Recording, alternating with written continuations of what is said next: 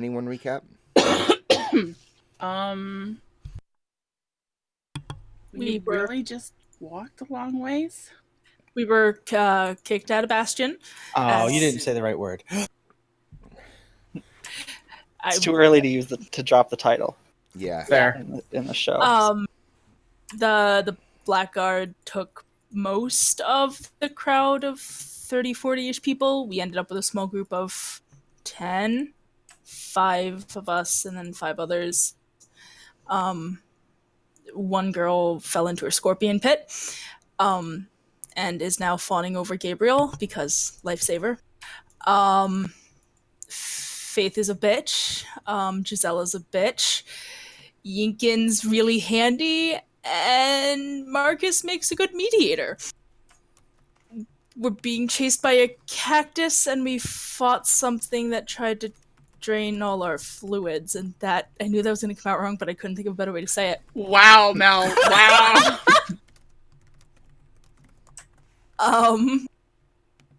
And now we have our back to a wall that's chattering, skittering, making clacking noises at us after pushing ourselves to exhaustion to try and find shelter. And the cactus is back. Shelter from the raging thunderstorm with no rain. Right! I knew I was forgetting something. I'm bad at recaps, but I figured if I take the first shot, I wouldn't be picked on for a while. Yeah, it's true. You guys, it's a pretty sufficient recap. Not a lot has happened yet. It's still early, so it's, in the campaign. So, sorry, my brain is going to break a lot today, so just be ready for it. But yes, you hit on the most important parts, which was specifically that there was a thunderstorm with no rain that followed you out of the Badlands. You did cross over into a kind of new biome, as it were. There's a rockier area here, more mountainous, but not strictly speaking like mountains, and very rocky terrain. There is some green here, though. There is some kind of weeds and things growing out of the dirt, which is maybe a good sign. And the storm is as yet not following you into this land. It's still kind of just hanging ominously back over the Badlands. And if I recall correctly, it was Yinkin who was on watch, who was watching the storm and observed a massive lightning strike kind of arch through the sky, illuminating the Badlands. And it was at that moment that you did observe the kind of silhouette, as it were, of a cactus that you had seen before. And then you started to hear like a strange skittering sound coming kind of all around you. I don't know if anyone else had woken up yet. I feel like this was early morning, and Yinkin, you had taken last watch. I feel like that's accurate. Yes, and as soon as I heard after a minute of hearing the strange sound and realizing that it's surrounding us and not just coming from the storm, I just grab a quarterstaff and start poking people like, up I believe now. that as elves, we're technically fully aware of our surroundings. Nah, quasi-trance. You're aware, not fully, but you'd get poked with a stick regardless. Up now. Everybody, one at a time, just like a quick prod from the butt end of a quarterstaff. Yeah, so Yinkin starts to go around the camp and wakes everybody up. Ow, quit it. Get up, get ready. Ow. What? Watch where you're Listen. poking. Shit. Yeah, I listen. It doesn't take you long to hear the skittering. You don't know. I don't know if you know about the cactus unless Yinkin specifically points it out, as it was only illuminated by the lightning. But you do definitely hear this ominous skittering sound. Hearing that, Faith jumps up and tries to start patting herself off, making sure there's nothing crawling on her. I'm gonna summon my lights outside the camp, the firelight. So one light on each corner out in the darkness. Mm-hmm. You see, to give us a little bit more illumination. You see your firelight. I mean, the sun should be coming up shortly, but it's not there yet. I mean, the light obviously isn't far enough to reach out into the Badlands or anything like that. You don't see the cactus. More field of view. So what do you guys do? I don't know if we dare risk the storm.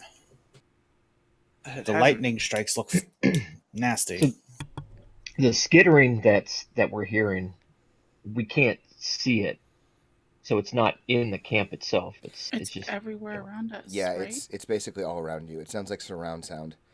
okay. When she lit up the area, we didn't see anything. You though, right? don't know. Okay. Out of curiosity, does this sound like anything I'm familiar with? Like an animal I'd find on a farm, rats, or a annoying thing like that? Give me either a nature check or I would say like intelligence history, like for remembering. Yeah, Ouch. it's a little too early for you. You're kind I'm of distracted surprised. by the freaking cactus. Yeah. Yeah, definitely. You don't know what to think out here anymore. Like walking cactus. Wait, not walking, but moving. Moving cactus, drinking tentacle. zombie, storms with no rain. This place makes no sense.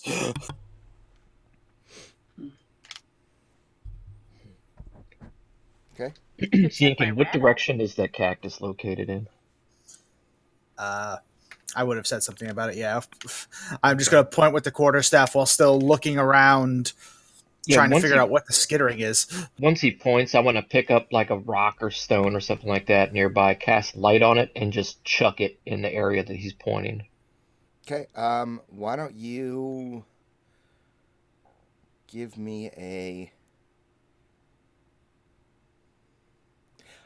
I feel like Dex for accuracy, trying to get it where you want it.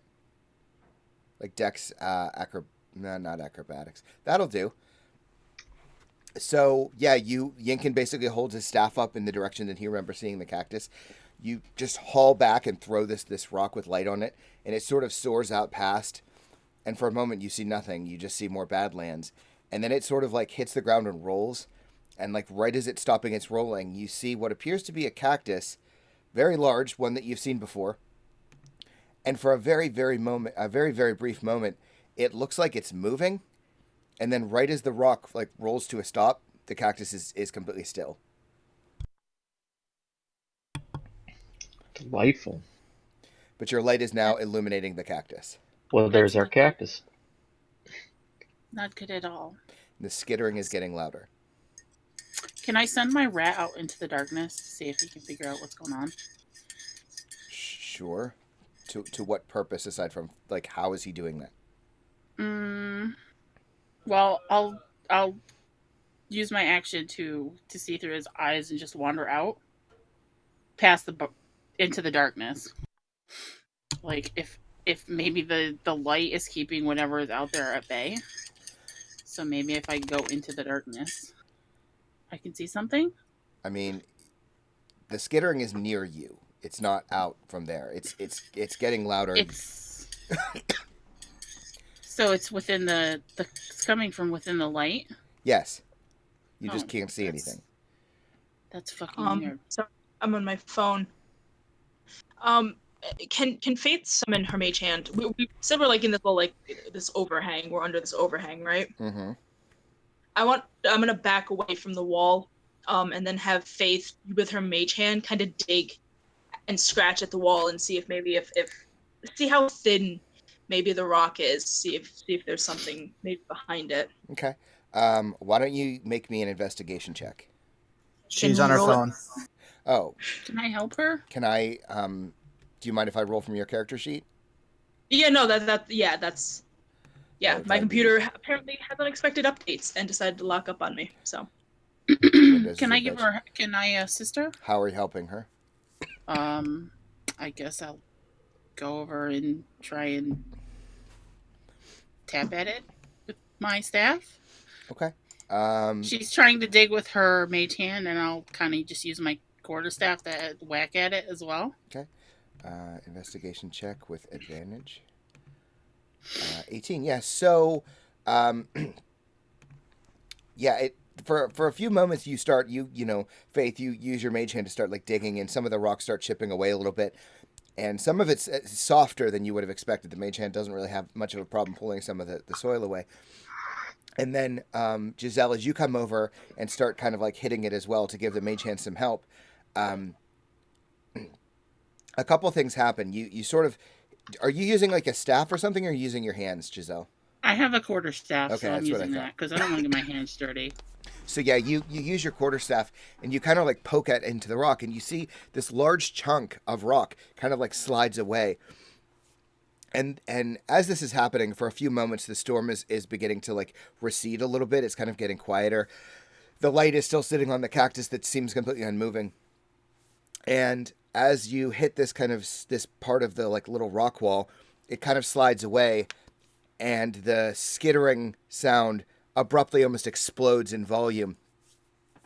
And Oh, I'm gonna need shit. you guys to all roll initiative, as Shit. a a large swarm of beetles explodes from the rock wall. Oh, But give me a moment. shit. Let me. There you go. Maybe we shouldn't have done that. Better we find them than they find us while sleeping. Actually, let me. Fair point. Do. Isn't there a way to? Oh no, I don't want to do that though. Excuse me. Did everyone roll? I guess I need to roll for Faith, huh? Yeah, and you're gonna have to put her token on the map too. Okay, that's fine. Sorry, I'm trying to open it on my phone too. That's okay, To don't maybe. worry about Oh, that's not gonna work Yeah, well. That's okay. Don't worry about it. Wait, Dave, give me a tablet. Excuse me. Descending. Okay, so you rolled well. You're welcome. But Gabriel, you're up first, and I think that Gabriel, Chandra is coughing. Chandra is starting to cling to you. She's groggy and waking up, and she puts her hands on you, obviously like in a little bit of a panic, trying to figure out what's happening. And I think that Jalen has gotten up, and he's holding the crossbow out like really stiff, and he's like a little kid in that way that he's got like crust in his eyes, and his hair is just completely like ragged and messy, and he's like just freaked out looking around. What do you do? I'm gonna keep Chandra off to the side, kind of holding her with my offhand, kind of keeping her away from all the beetles that are now tearing through the wall. Mm-hmm. With the cactus kind of stationary at the time, I'm gonna focus on all this stuff pouring out of the wall. And you said it's like a swarm, more or less. It is. No, it is exactly a swarm. I'm gonna hold my left hand out and just bury the wall with the burning hands. Okay. Sure. I think that's a deck save. Makes the deck save. So 5 burning damage. Fire damage. And then just try to move, not just Chandra, but more or less try to get everybody out that's not going to be involved in the fight. Just get away, stay away. Don't run out, but just kind of corralling them away from the swarm that's pouring out of the wall now. Okay. All right. Faith, tell me what you want to do. Because I jumped, I'm not sure if I'd have my lyre. So I'd like to pull my flute out from its little holster on my hip.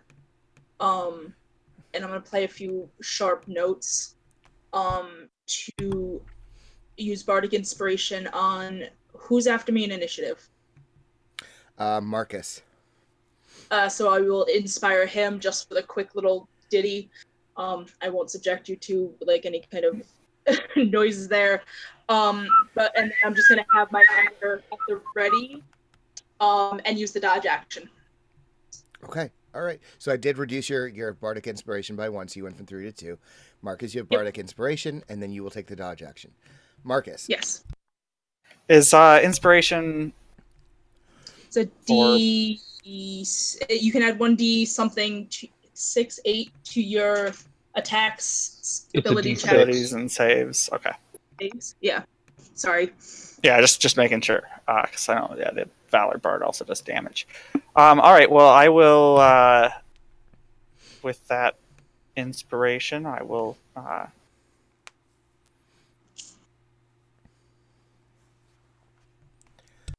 I'm going to do an Eldritch Blast at the swarm of beetles that is pouring out of the wall. Sure. Go for it. Oh, wait, can't do it from that. You explode into code. I'm sorry. Oh, no. Your character's dead. You entered Tron. Oh, that works. Yeah, so 19 definitely hits. Roll damage. 7. And do I get... Is it 2 attacks right away, or is it just 1 at the beginning? I think it's just 1. Yeah, I think at 5 you get more. Okay. What's the necrotic for? Am I adding that as well? Or No, that's if I cast Hex. Okay. I just put that in on my attacks, so I didn't have to worry about it. Okay. Anything else your turn? I have to see. I might be able to make... Oh, no, okay. Nope, that ends my turn. Okay, Yinkin. I just want to confirm, is the swarm of beetles out of the wall, or are they still pouring out of the wall? It's pouring out of the wall. All right, then I'm probably going to do something kind of stupid.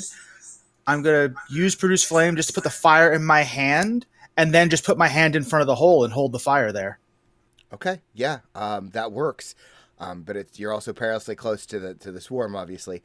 But 16 does hit, so you do 7 fire damage. I'm not throwing it. I'm just holding it. I'm trying to block the beetles from coming out of the wall. I can hold it in my hand. You can, but I don't think you'll continually do damage for that.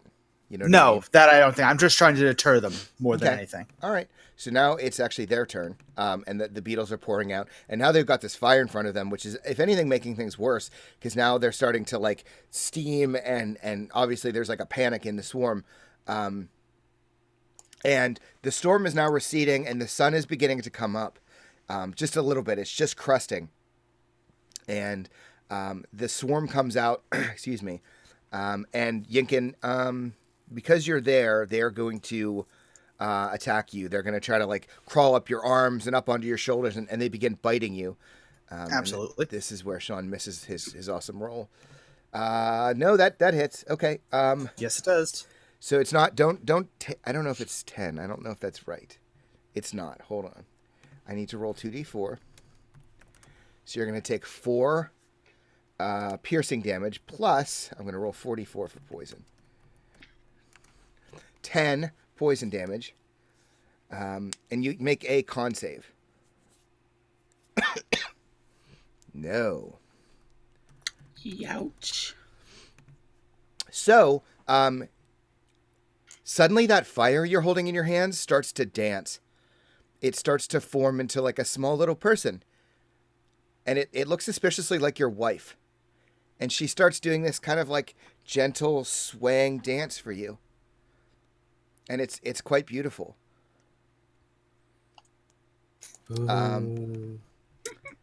Giselle. That's weird. Okay, so he's got basically his hand shoved in this hole, right? Fire doesn't seem to be doing less damage against him. No. And there's more spilling out already. Yes. All right, so I'm gonna fire. Wow, you went robot. Oh my god, what is up with everybody? Oh, I don't know why I have it on disadvantage. It's okay, you rolled 19. That's fine. Yeah. So yeah, roll damage. Okay. Ugh. Yeah, so you That get a little was fire spits out. It's probably slightly, and it's you get your hand right there. It's not hard to hit them necessarily, but I think what it is maybe like Yinkin's holding this fire too, and you're trying to like aim around him, and you're not sure because Yinkin is just standing there. Trying not to hit him. Yeah, and he's got his hand outstretched, and he's just staring at it, like just completely mesmerized, and you're not sure what the hell's happening. But yeah, you do a little bit of fire damage. Gabriel. I should mention now that the old man is up, and he's kind of like hobbling on his cane. He's got his cane out in front of him, and he's got both hands, and he's just stabilizing, and he's just watching, and his eyes are kind of wide. And he seems to be drawn to the fire too. And Jalen is kind of like next to you, Gabriel, and he's like shaking a little bit and looking at you almost like for permission. Chandra, you're still holding her at bay. She's not like panicked. What do you do? Yeah, I'm still trying to corral the people, again, the non-combatants away from everybody. Mm-hmm. If the old man's away from us, I try to call out to him to come to where I'm at. Again, hold out my arm. I'm going to do a firebolt this time. Okay. That doesn't look like it. Unfortunately, no. Yeah, you're just too distracted trying to get all the non-combatants near you. Yeah. And I think we see this whole event happening, watching the swarm unleash and Yinkin staring, and then the camera kind of pans over and looks at. Sorry, I have to go to my notes. Now I understand why people always talk about D&D notes, because now I'm at like 23 pages. We see that Dala is, she's a tall woman, dark skin, pretty toned. She's got dreads and light colored eyes. And she's kind of like watching all of this, but she's sort of focused on the old man. Like she seems to be paying attention to him for some reason. He's not paying attention to any of you. And then Jija, who's a shorter man, kind of pale, average size, average height, but short cropped hair. He seems to be focused on the Badlands. Like something's still bugging him. He seems not quite paralyzed, but let's say distracted. Excuse me. And then Faith. Your turn. Okay. I've got the tablet going here. If I'm still facing the wall, I guess I'll take a swipe with the dagger, at the swarm, trying to avoid the fire everybody else is throwing. Okay. You actually hit. Unfortunately, when you hit, you kind of like swipe this small dagger against this swarm, and you think they're not hard to hit, but they all kind of just like split apart very briefly. You hit maybe a couple of them, but it's not very effective. You do feel your blade kind of cut through a couple, but they almost like parted the seas. All right, and I will. I'm not going to use another inspiration quite yet, so that's the end of my turn. Okay, Marcus.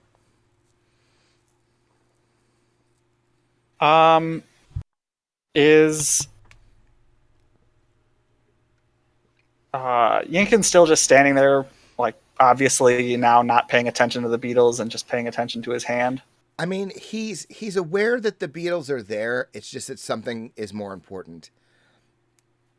Like, 'cause we saw him just get bit by a bunch, and now he's still kind of got his hand outstretched there, and yeah, not really seem okay. So I'm going to. I guess,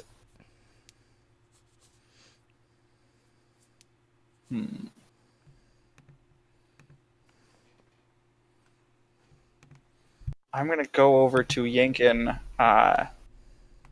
and try and shake him and be like, are you right? Don't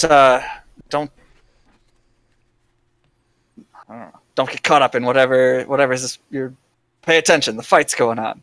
And cure wounds him. Okay. So you get 8 hit points back.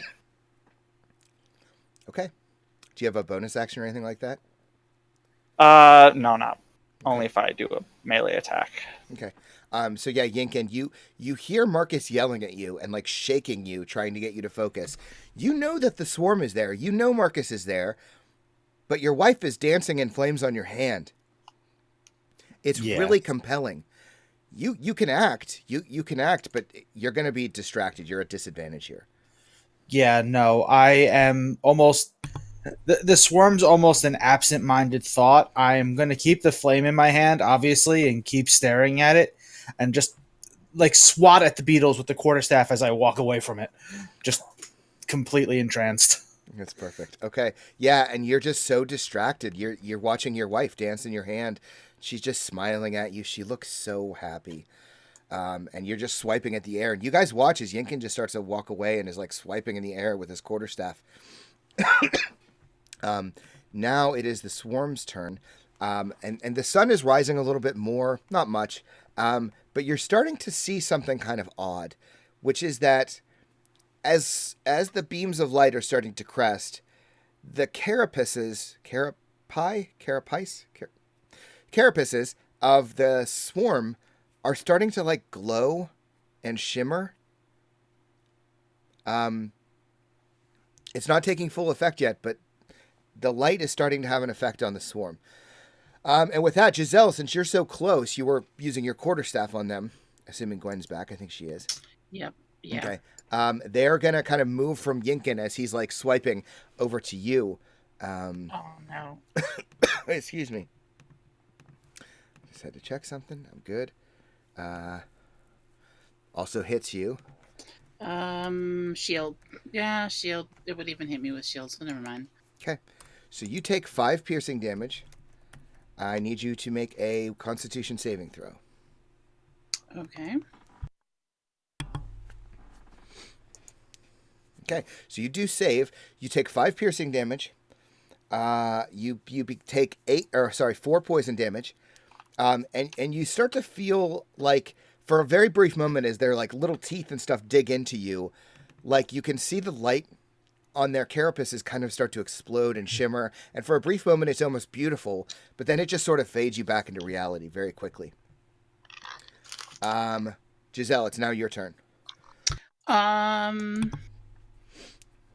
really want to get the fuck away from these, but I don't want to get fucking hit. I am going to magic missile these motherfuckers. Okay. Right. Fucking hell. Are you guys casting from the first sheet or the magic spell sheet? It's I when it's was from casting spell from the sheet. spell sheet. I keep forgetting because that's what I usually cast for. Okay. All right. 13 damage on them. So you're And I'm gonna back up. okay. Yeah, your missiles kind of like, because your missiles are big enough, they slam into several different sections of the swarm at once. And you just watch as a number of the beetles' bodies just like get slammed up against rock, or the missile just hits them and their bodies just like drop dead to the ground. A few of them are still moving about though. I'm gonna try and back up as far as I can from them. Okay. Gabriel. Still focusing on the non-combatants. Everything that's happening just seems very odd to me. Probably looking around, I probably see Yinkin kind of acting strange as well. The old man looking into the fire. People just kind of looking off into the desert while all this is happening.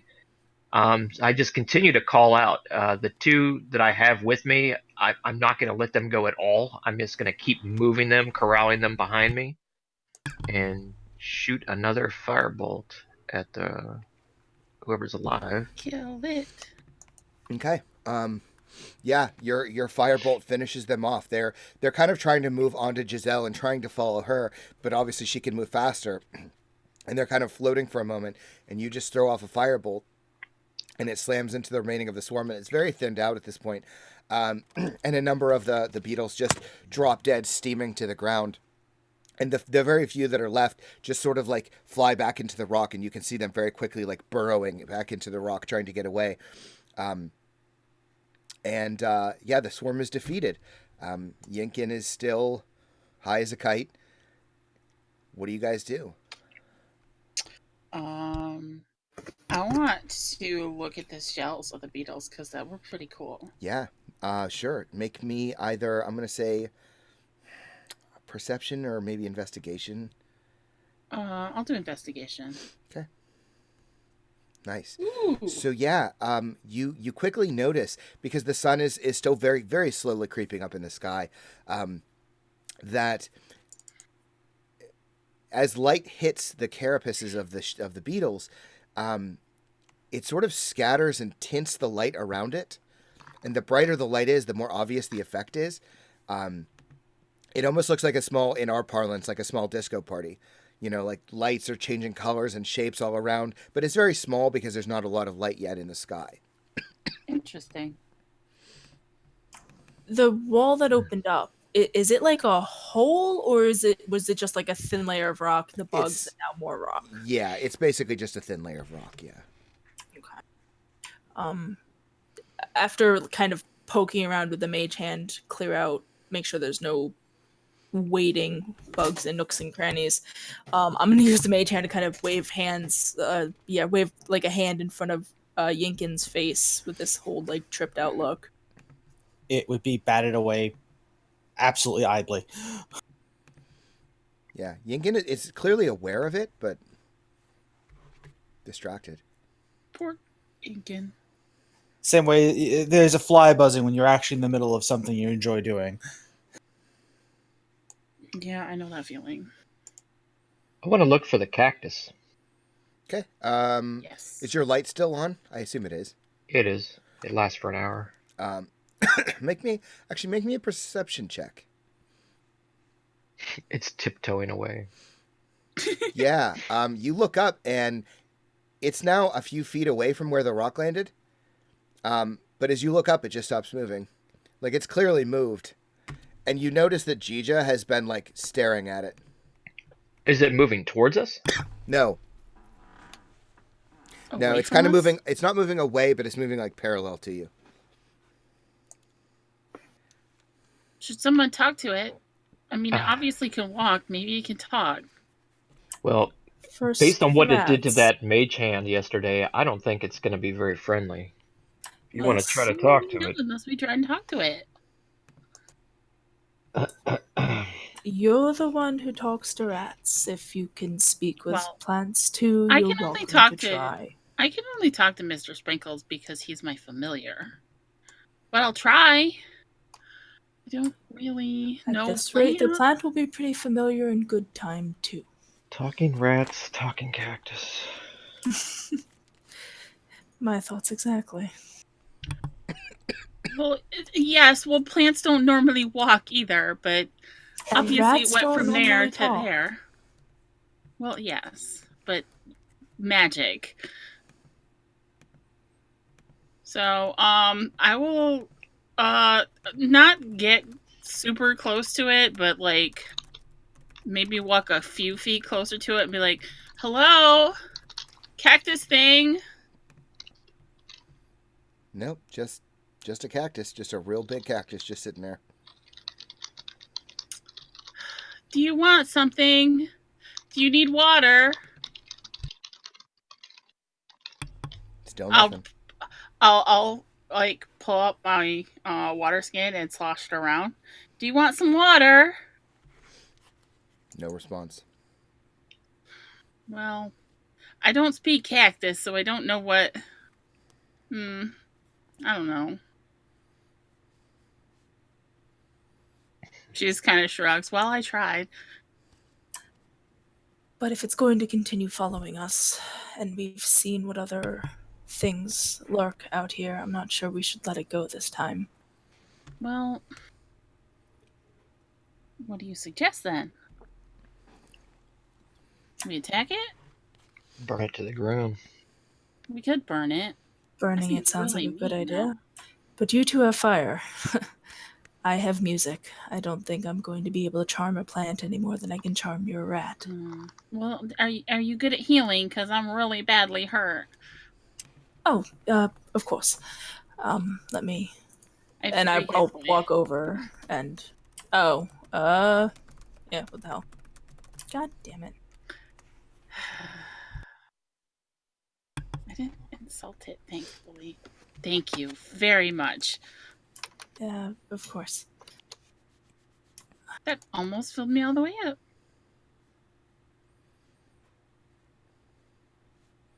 So, are we burning the cactus? Well, I guess it's up to Gabriel and the rest of them.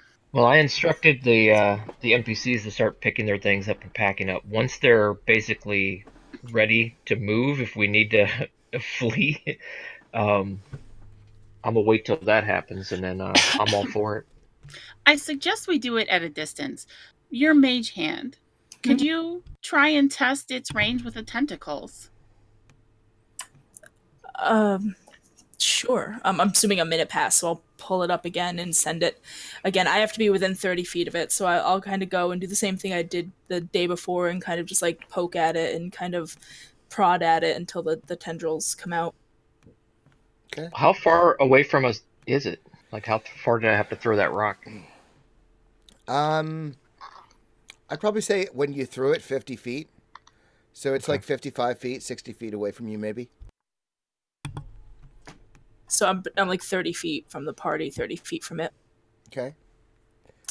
So yeah, I'll kind of and have the mage hand. And once the tendrils come out, assuming they do, I'm gonna coax it, and slowly just kind of pull the hand back, but kind of keep in contact to see how far-reaching the tendril will come. This is sounding so dirty. I'm sorry. I'm not even trying. We're literally testing its tentacle reach. Stroke the petals on it. I don't want to get captured by a tentacle monster at level 2. Thank you very much. Yeah, give me to So- level 3 at least. Okay. Yeah. So you do the same thing as before, and for a brief moment, nothing seems to happen with the mage hand. You know, you're kind of like poking at the cactus, and nothing's happening. Nothing's happening, and then a few seconds pass, and you see tentatively one of those tendrils kind of like reach out, and just as before. And it begins to kind of like stroke the mage hand is trying to figure it out. And once again, it just like reaches onto the thing, wraps his tendril around, and tries to pull the mage hand into itself. Am I able to coax it any distance from the core of the cactus before that happens, or?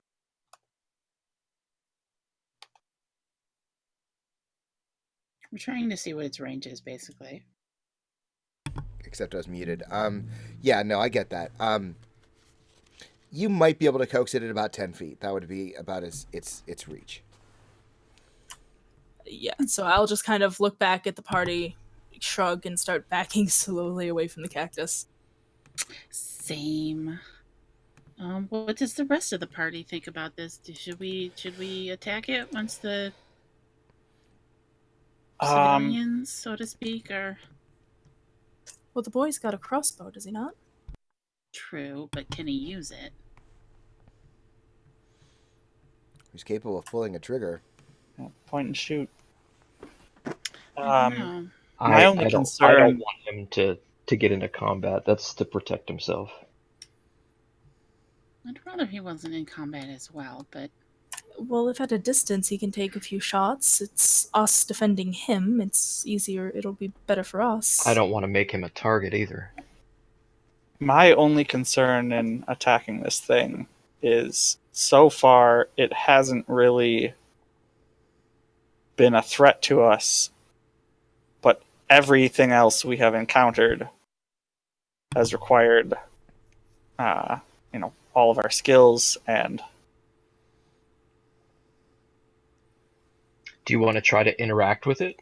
Do you want to go up to it? I don't know if I want to get close enough. I think it's best to just leave it, but And if if it everyone continues else- to follow it, Yeah, if it keeps following. it's that is not harming us in any way. I mean, the that we first know night, of. how I mean, close? Lincoln found it, and that could be the only reason it didn't harm us. The first night, how close to the camp did it get? It was about the same range, like 50, 60 feet. Before I think it was closer than that the first night. Okay. Mhm. But this time, Yinkin caught it on what? What do you want, you little it shit? seems like there have been much more dangerous things than this kind of passive cactus that seems to be popping up behind us as we travel. Yeah, I guess, but we can't talk to it, so I'm not comfortable with it, but he's got a point. Let's not make an enemy of something that might just be as curious about us as we are about it. Maybe. Maybe. Did she cut out, or? No, I don't think so. No, just the maybe and then fade off. Is there a reason you cast press, or are you just testing? I was gonna open it to read it, and I accidentally. Oh, okay. pressed it. Sorry. Okay. Well, Yeah, so- Go ahead. I was thinking I could just put like a mark on it so we can see where it is.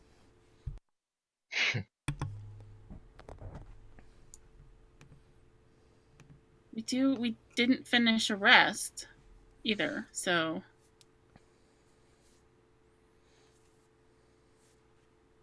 there's that. We didn't actually get a long rest. At least I didn't. What are you guys doing? Well, we're not going to get far today without rest. I thought it just happened just before sunrise. That's when we would normally waking up. Did we really not get a rest? I Now think we you pushed did. through the night. Well, I thought. Okay. Well, Oh, that's right. Yeah, you would have had to. Yeah, have we stayed up slept. later to get to the. That's right. Yeah. Yeah, we stayed up Slept. later to get to the. That's right. Yeah. Yeah. It was Yankin's second watch. Well, third watch, I think, because second Elven watch. So during my trance. So yeah. And as you guys are kind of having this conversation, Yinkin is still completely enamored with the fire in his hand, which he has not put away yet.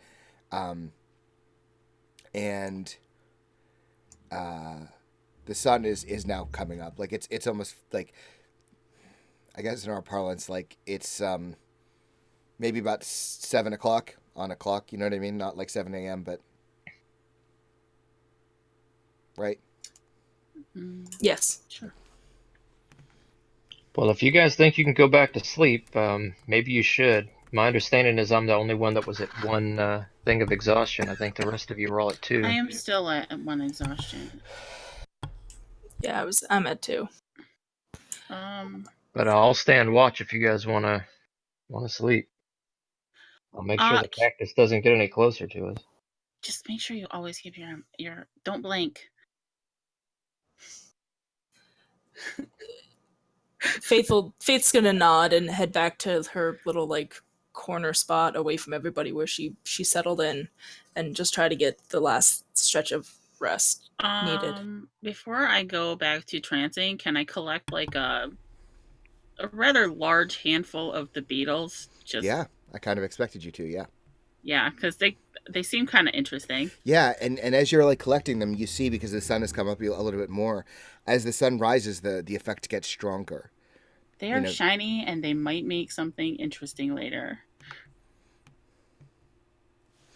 Good idea. Anything out here could be useful. Okay. So you guys are going back to rest? I guess, yeah. Can't really suffer a third exhaustion. Okay. Sure. Yeah. So, wrong layer. Are you taking like a long rest? You're actually taking a whole nother long rest? That's No, the I only think way. we're finishing the original one, I think. Yeah. We're only If- up for like 16 seconds. I think it's as long as it's less than an hour, you can finish. As long as you're interrupted for less than an hour, you can finish your long rest. Yeah, I think that's true. So you guys probably have another like 3 hours, maybe 4 hours of a rest for all of you to finish it up, I would think.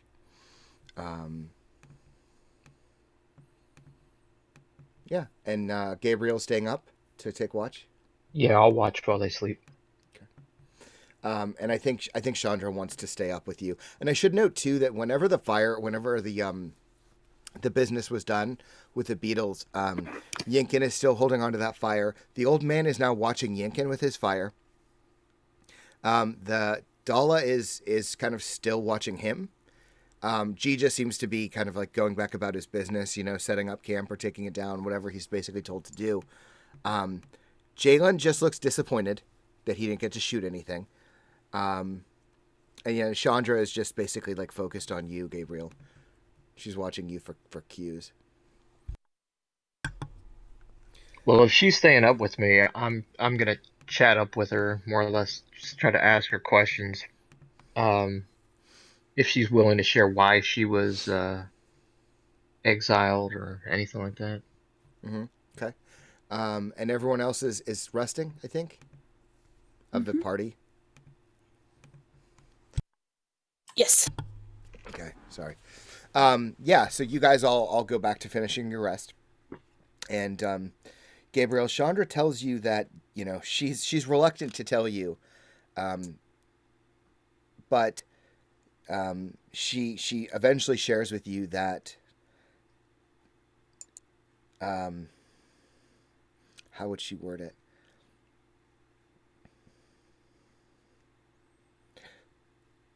Her business was a certain kind of pleasure. And she was primarily employed by the guards. And for reasons I don't think she would necessarily divulge yet, she was chosen for the lottery. Excuse me. Um, does that answer your question?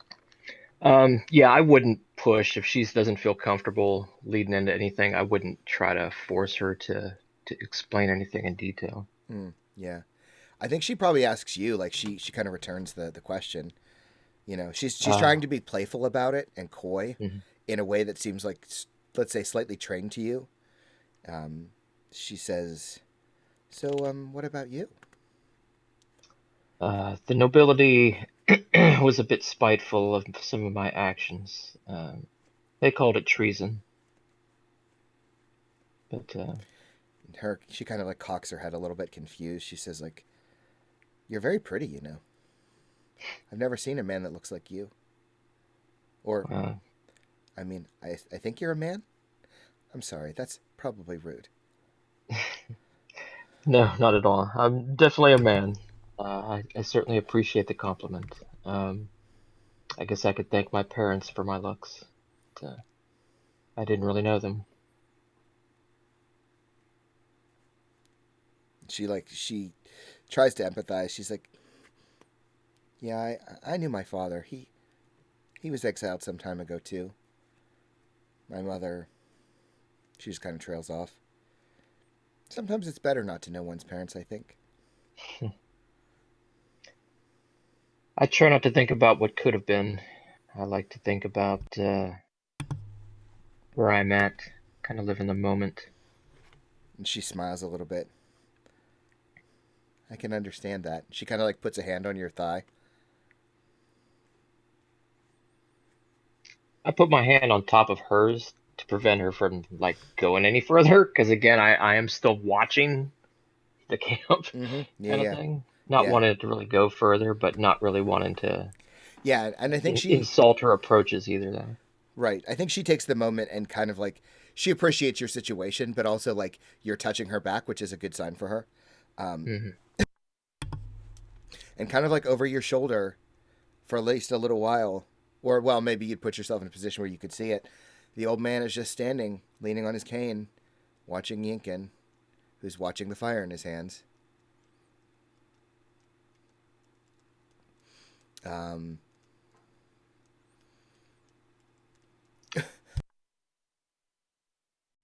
Yeah, other than Chandra being with me and having that conversation, I don't think I would distract myself from the actual watch. I'm kind of focusing on the cactus and like if it moves or does anything else. yeah, and the sun continues to come up, and it doesn't move. Okay. Um, yeah, and you guys all you take your rest. Um,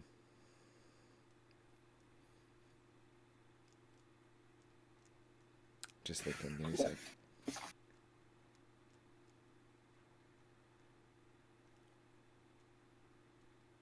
Yeah, so you guys finish up your rest. You know take 2 or 3 hours. Basically, almost like an alarm clock. As Yinkin kind of like comes back to, Yinkin, you sort of like it's almost like waking up. You realize that you're just holding a fire in your hands Yeah. on the edge of the Badlands. You remember something about a swarm of beetles, but everyone else is kind of asleep, except for Gabriel. Sun's coming up. What do you do? I'm actually going to look around genuinely confused and looking extraordinarily sad, all things considered. I Mm-hmm. was rather enjoying that, so did and walk over to Gabriel. Did it, everyone is everyone okay? Yeah, everyone's fine. Welcome back to the real world. You Yeah, went somewhere. unfortunately. I think I preferred it there. Hmm. Be crazy if you didn't. You want to talk about it? Not particularly. Just almost getting something I can't have anymore. I can understand. I Did truly you? hope not. The others have tried to continue their rest. Did you want to lay down for a bit? No point. We really shouldn't stay. This place is deadly enough as is without us staying still. I just kind of nod to the cactus. It's like, well, our friend hasn't done anything, so like I said, it's no harm if you do want to catch a few winks. Well, I would have had my trance anyway. It only takes me 4 hours, so Okay. And technically, you're staring into a fire is a restful activity. more so than sleep in some cases. I mean, it was kind of like a trance, and you are an elf. I'll be fine. Even if I take the second level of exhaustion, he wouldn't go back to sleep at the moment. Okay. So do you guys wake up everyone else? The If we agreed on a specific amount of time, then yeah. Once I Okay. How long would you when would you rest until, let's say? to I mean to get a full 8 hours sleep, more or less. Just not to Yeah. waste the whole day, but to ensure that they would be well rested. I think I would know. Like mid morning, I think. If we pushed on till like 1 o'clock in the morning, I'd say at latest 10 a.m. Yeah. Yeah, I would say that's probably about what time it is then. 10 o'clock, 11 in the morning. Um, you can kind of begin to rouse everybody back to consciousness. Can I get up on that bluff we hid under now that there's no storm and darkness around, and actually look around and see if I can find a better place for us to take shelter? Yeah, sure. Yeah, so you can kind of like either maneuver around or climb up. Yeah. Excuse me. And give me a perception check.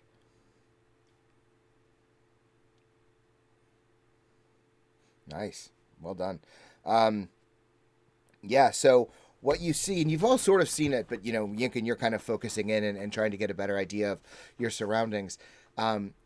What you see is that you're getting into a much more mountainous area, but this isn't exactly like a mountain range. It's more like broken mesas and tent rock, if you're familiar with that. It's like tall, almost thin spires of rock that kind of make way into what look like these mesas, and they sort of, the further out you go, they look bigger and more ominous in the distance.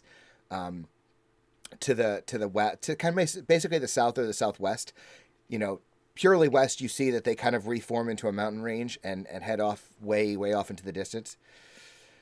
But yeah, you're definitely heading into like rocky terrain. I don't want to call it mountainous just for technicality's sake, but yeah, you're tent rock that makes way into mesa territory, that kind of thing. Does that make sense? Yeah. Yeah. That being said, nothing super big enough to find a cave if we were lucky. We'd have to push on a couple more days. Well, you might, you'd probably be some checks involved, but you could hunt for something like a cave, sure. Would take, you'd have to go hiking for a little while to try to find something that suits your needs, but yeah. I mean, tent rock can be used in a certain fashion. I mean, it's not cover overhead, but you can kind of use it to, if you have tarps or anything like that, to kind of create a little bit of a, shelter. Yeah, but we don't. Well, you guys are clever. It's still better than these Badlands, I hope. So just come back down and let Gabriel know as he's rousing people what's there. Okay. And Faith, you're waking up and checking all your stuff as Yinkin kind of comes back. Mostly for bugs. Oh, I see. Okay. Yeah. Yeah. And there is a pickpocket, but that's kind of secondary to bugs. Two pickpockets, actually. One that she's more fully aware of. She just thinks that you're snarky. Oh, fucking telephone. What's that? What's attacking us now? Ah! Domino's Pizza, how can I help you?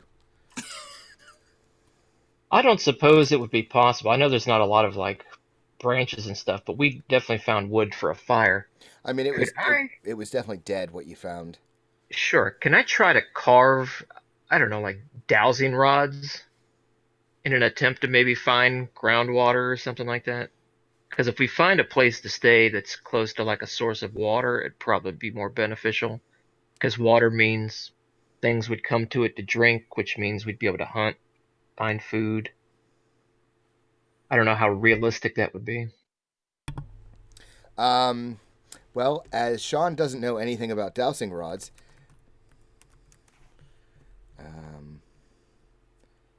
that's funny. Wikipedia says it's a type of divination.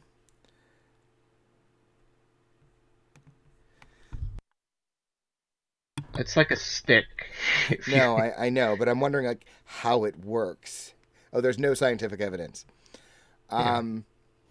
You could make me like a nature check, but I don't know that a dowsing rod's going to help you with that.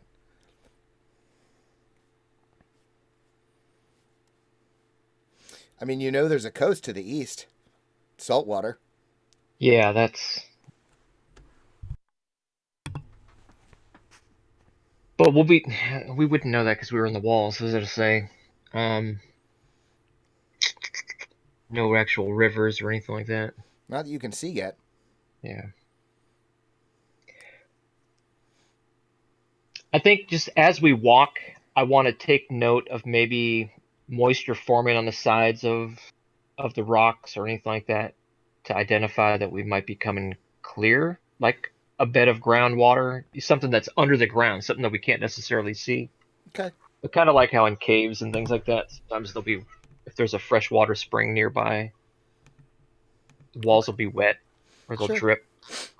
Okay. So are you guys moving then? Are you moving forward? Yeah, once Yeah. once everyone's awake, I think it defeats the purpose to stick around. If the cactus hasn't done anything, we just get If away there's from more it. beetles, It's being very ominous, that cactus just not moving at all. Yeah. Which way are you heading? You want to ping on the map? Somebody want to? I figure we're Well, still heading the same southeast. Yeah, southwest, heading West.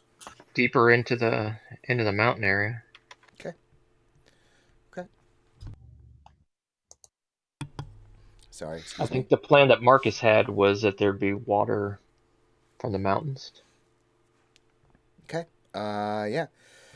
So you guys start moving through, and there's these tent rocks that sprout up after a couple miles, and the ground is rocky and difficult. At times you're having to slow down to help each other, kind of up these like steep little embankments and back down the other side. And you kind of, because of how the tent rock sits, you kind of lose track of the mesas that would sit over top because the tent rock is so tall, and you're moving through this. I need somebody to make me a navigation check, or I guess it would be survival in this game. Who wants to make it? Me and Gabriel probably in front still. We're going Yeah. with the same marching order plan. Yeah, Faith she'd be closer than terrible at it. before, but still in the back.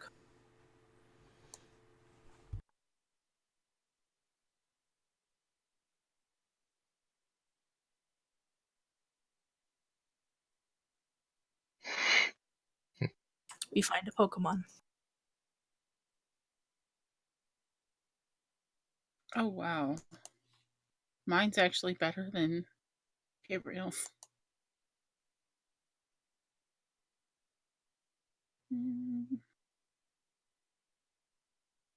Maybe I should do the nature and survival checks.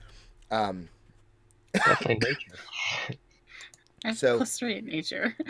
You guys start to maneuver, led by Gabriel through the tent rock, and at points it's definitely slow going, helping one another and what have you. You do probably think that it would be difficult for a cactus to follow you through here. At points, it's definitely narrow enough that a cactus of that size would have difficulty following. It's a shame we don't have a way to block it off behind us. Excuse me. Well- It clearly has some sort of way of moving that we don't know. So I don't know what's gonna stop it. So it's following us now, like as we walk. No, what I said was that you do believe, Oh, just because of okay. the size of it, it would be difficult. Because this is pretty narrow, moving through this tent rock. Gotcha. Yeah, and you guys move you start walking for a couple hours, 2-3 hours. You do occasionally hear sounds of like wings overhead, probably just birds what kind of birds is hard to say. And the very very early on, the sun begins rising over you, and it gets quite warm here. Still pretty dry. I mean, there's no sign of rain recently. Do the birds make any particular sound overhead, like a buzzard screech or a more birdsong sound? Make me a perception check.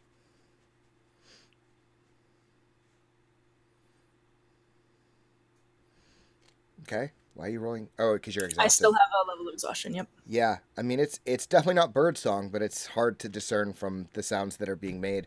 By the walking. Yeah, mostly all you're hearing is like the flapping of wings and stuff like that Okay. as you're moving through. So you guys travel for a couple hours, trying to navigate through. And I need like a macro that I can hit when I'm coughing. That would be really useful.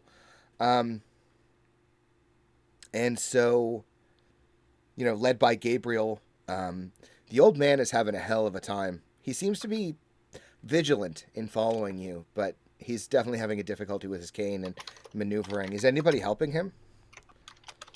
If I saw him dropping behind, I would go to help him. Yeah. Okay. Yeah, I mean he'll reluctantly take your help. He's not thrilled about it, but Come on, grandfather. We all got to work together. yeah, just like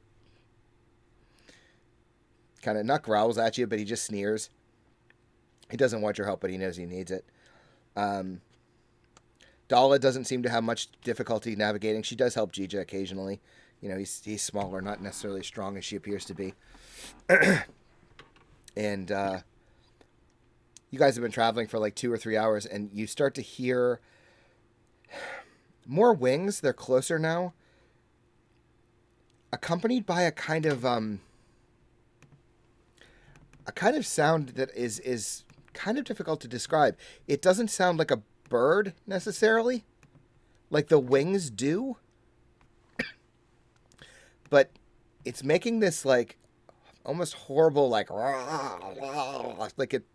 it's gagging, choking sound. Oh God. But you don't really see much. You hear the wings and some movement, and it's also Is it kind just of because of the clouds? Is it? no. You just haven't seen anything yet. They're not. Speaking of, what is the weather today after the storm has passed? Well, after you pass the storm, more exactly. But it's the clear skies, no clouds, bright, pretty warm. Like I said, it's it's warm here. It's also difficult because, like I said, the terrain and what have you, makes moving hard. So it's pretty exhausting to travel in this weather. There's no wind because the tent rock breaks it. And as you guys you're traveling along, Gabriel, why don't you make me anybody make me a perception check. Okay. I have Anybody? a 15 passive perception, by the way. How about you just roll perception? Wow. Ooh. Come on, somebody roll an 8, quick. I will try for you. We got a straight going. 4, 5, 6, 7. Oh, damn it, Jace. Well, we got 3 of a kind. I guess I'm not. quite pleased that a 6 is Small as low straight. as I can get on that. Yeah, you're hearing this flapping of birds and this horrible like gagging, choking sound, but you're not seeing anything accompanying it. Not yet. A couple of the travelers with you are definitely noticing. I think Jalen specifically has his crossbow. He knows he can hear it, right? And he's kind of like pointing it all around frantically, like he's in some sort of holdup. Like he's looking at the sky, just expecting something to like burst forth, especially after the beetles this morning. I'm gonna do something stupid. I'm pulling a Gwen. I'm gonna pull out my flute again. Because it's not any bird that I've heard of, but I want to try and play just a little like bird song, maybe something I heard in the city. Just a few little kind of notes, to see if anything changes with the sound that we're hearing, be it the swiftness of the wing beats or the sounds that it makes. Okay. Why don't you roll me a performance check? Rolling shit whether I got disadvantage or not. Damn. For a moment, you just hear like there's sudden silence after you finish your little birdsong thing, and then you just hear more of like that,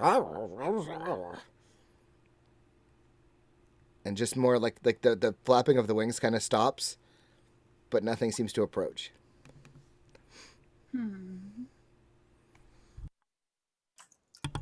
Something's communicating. Which suggests that there might be more than one. Does it sound like there's more than one? Yes, absolutely.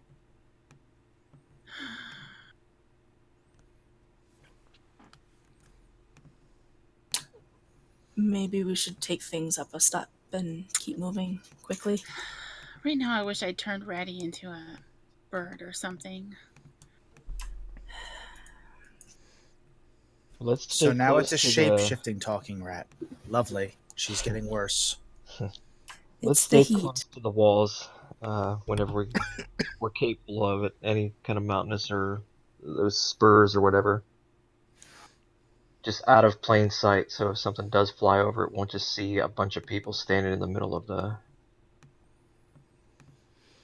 nothing.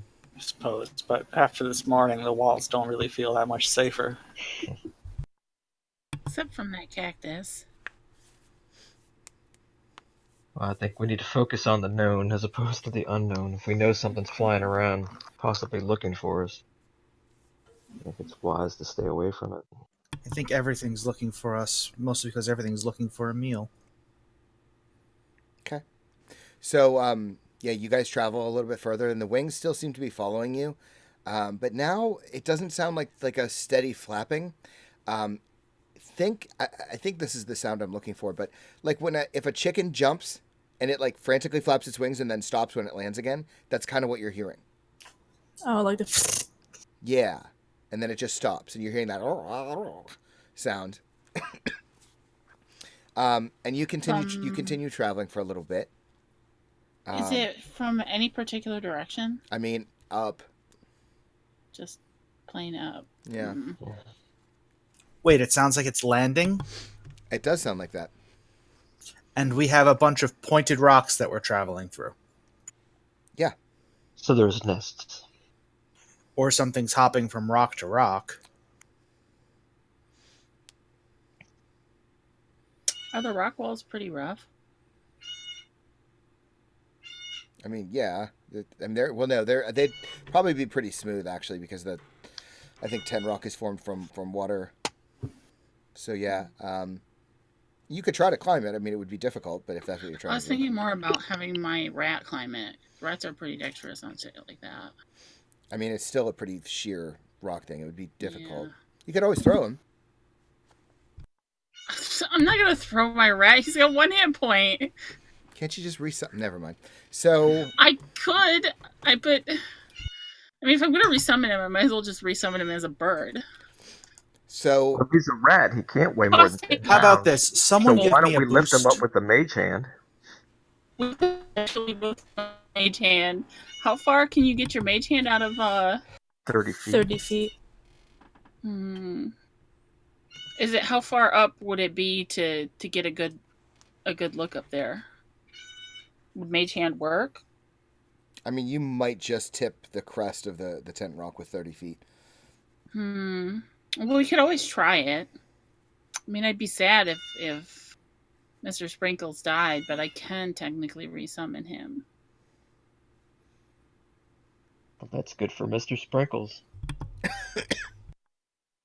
Well, Mr. Sprinkles is technically just magic.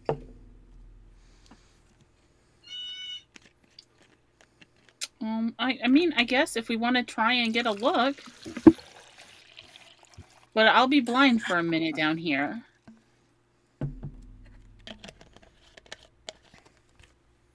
I'm curious to see what this is. Whatever magic it is you're doing. I mean, so.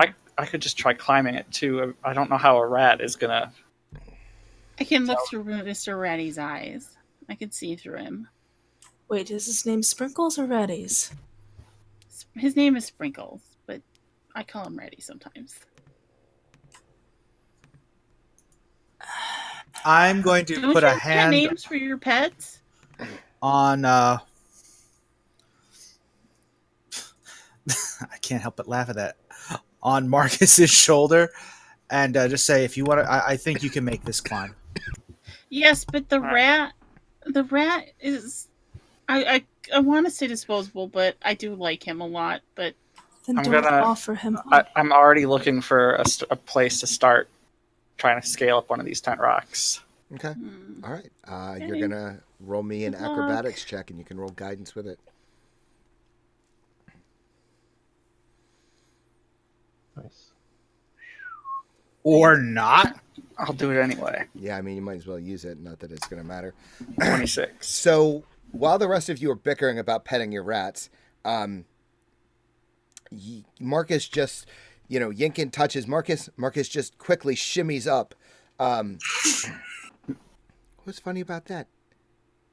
Anyway, so Marcus just like shimmies up this tent rock very quickly, in a very trained acrobatic way. His feet and hands seem to find exactly their mark. And Marcus, you very quickly ascend this tent rock, and you hit the top, and you can see this, like, it's almost like a sea of tent rock. And you do see the mesa. You are heading in the right direction.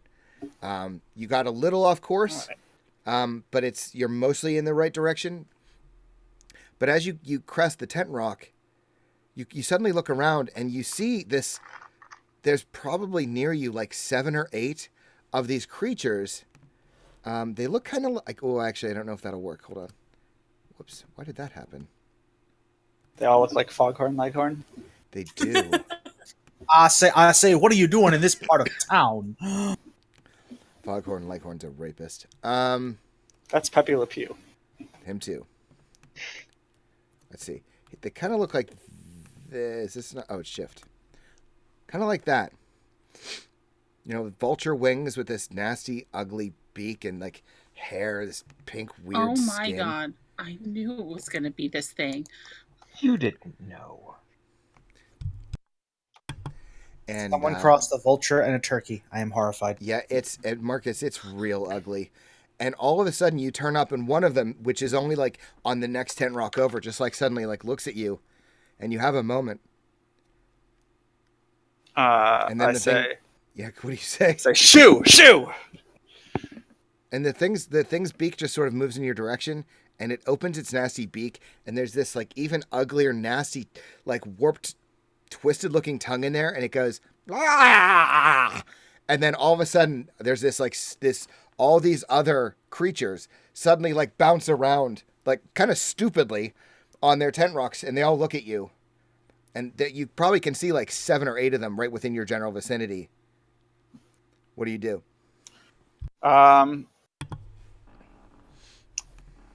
I slide back down, Okay. and I'm like, all right, guys, there's like 8 of those, like, I don't know, really ugly, weird bird things up there. They're all hopping around from these tent rocks. And they all, notice me pop up. But I don't know if they're coming down here or not. And I think as you're telling your friends or your allies what's happening, the one that you got real close to, like, suddenly bounces over, and you guys see its shadow down below you, and you kind of just look up, and the thing is just staring down at you. And you can see its, like, shadow being pushed down by the sun, and it's just, like, staring at you, like, balefully.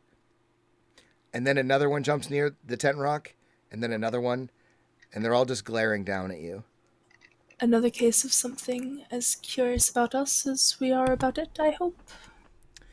Also, we got to go a little bit more, and I point in the direction of the mesa, a little bit more this way.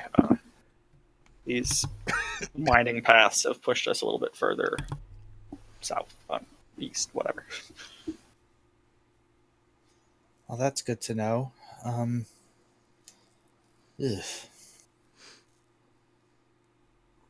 I guess we keep moving. I'll move to the rear, though, and start keeping an eye on these things as they hop after us, if they hop after us. Oh, yeah, they're following you for sure.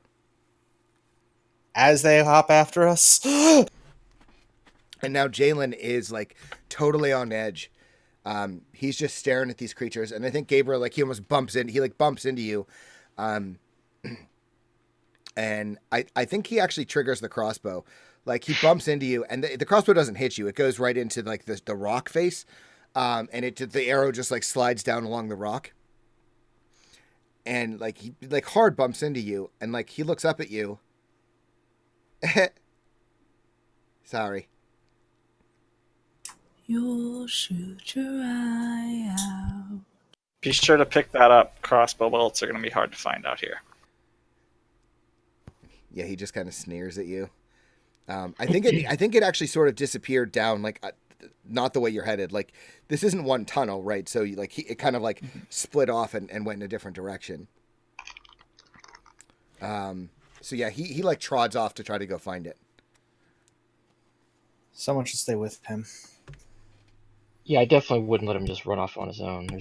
Why not let the rat go with him? Wacko. Apparently the rat can talk and see and everything, and Well, he can only give up my sight to see through his. So Come on, grandfather, and I give him a push. Okay, who's going with the kid? I'm not going to let him run off on his own. So Okay. I would go as soon as I see him running off. Yeah, and so he kind of like heading out for me. he kind of scurries up this like little embankment to get up between the next tent rock to find the arrow, and you kind of follow up behind him, and he goes over and very quickly finds the arrow. It just kind of like rolled off, and he reaches down to pick it up, and you're kind of like right up behind him, and then suddenly you hear this like thump sound as one of those bird creatures has like more or less fallen down here and has landed, not gracefully, but it's on its feet, and it's just like staring at him. And then another one plops down, and then a third one. Guys,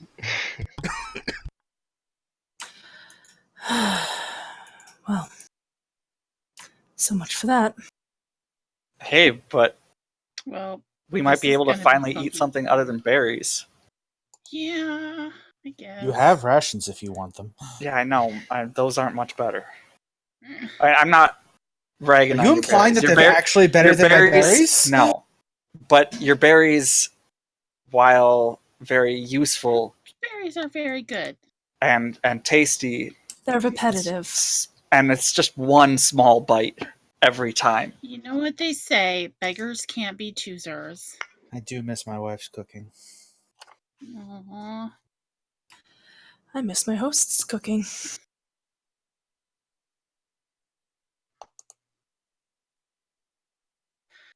I miss my own cooking. Well, you can cook these things once they're. Yeah, as we should be noted, we are heading towards Gabriel after he's had guys. Mm.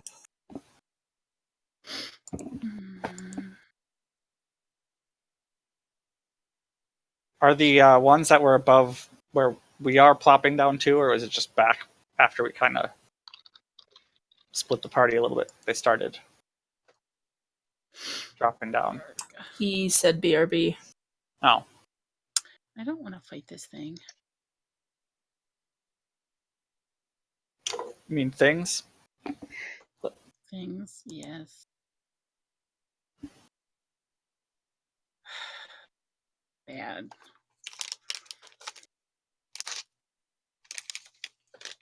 Right now, I really wish I had read the fucking Tome of Beasts a lot less.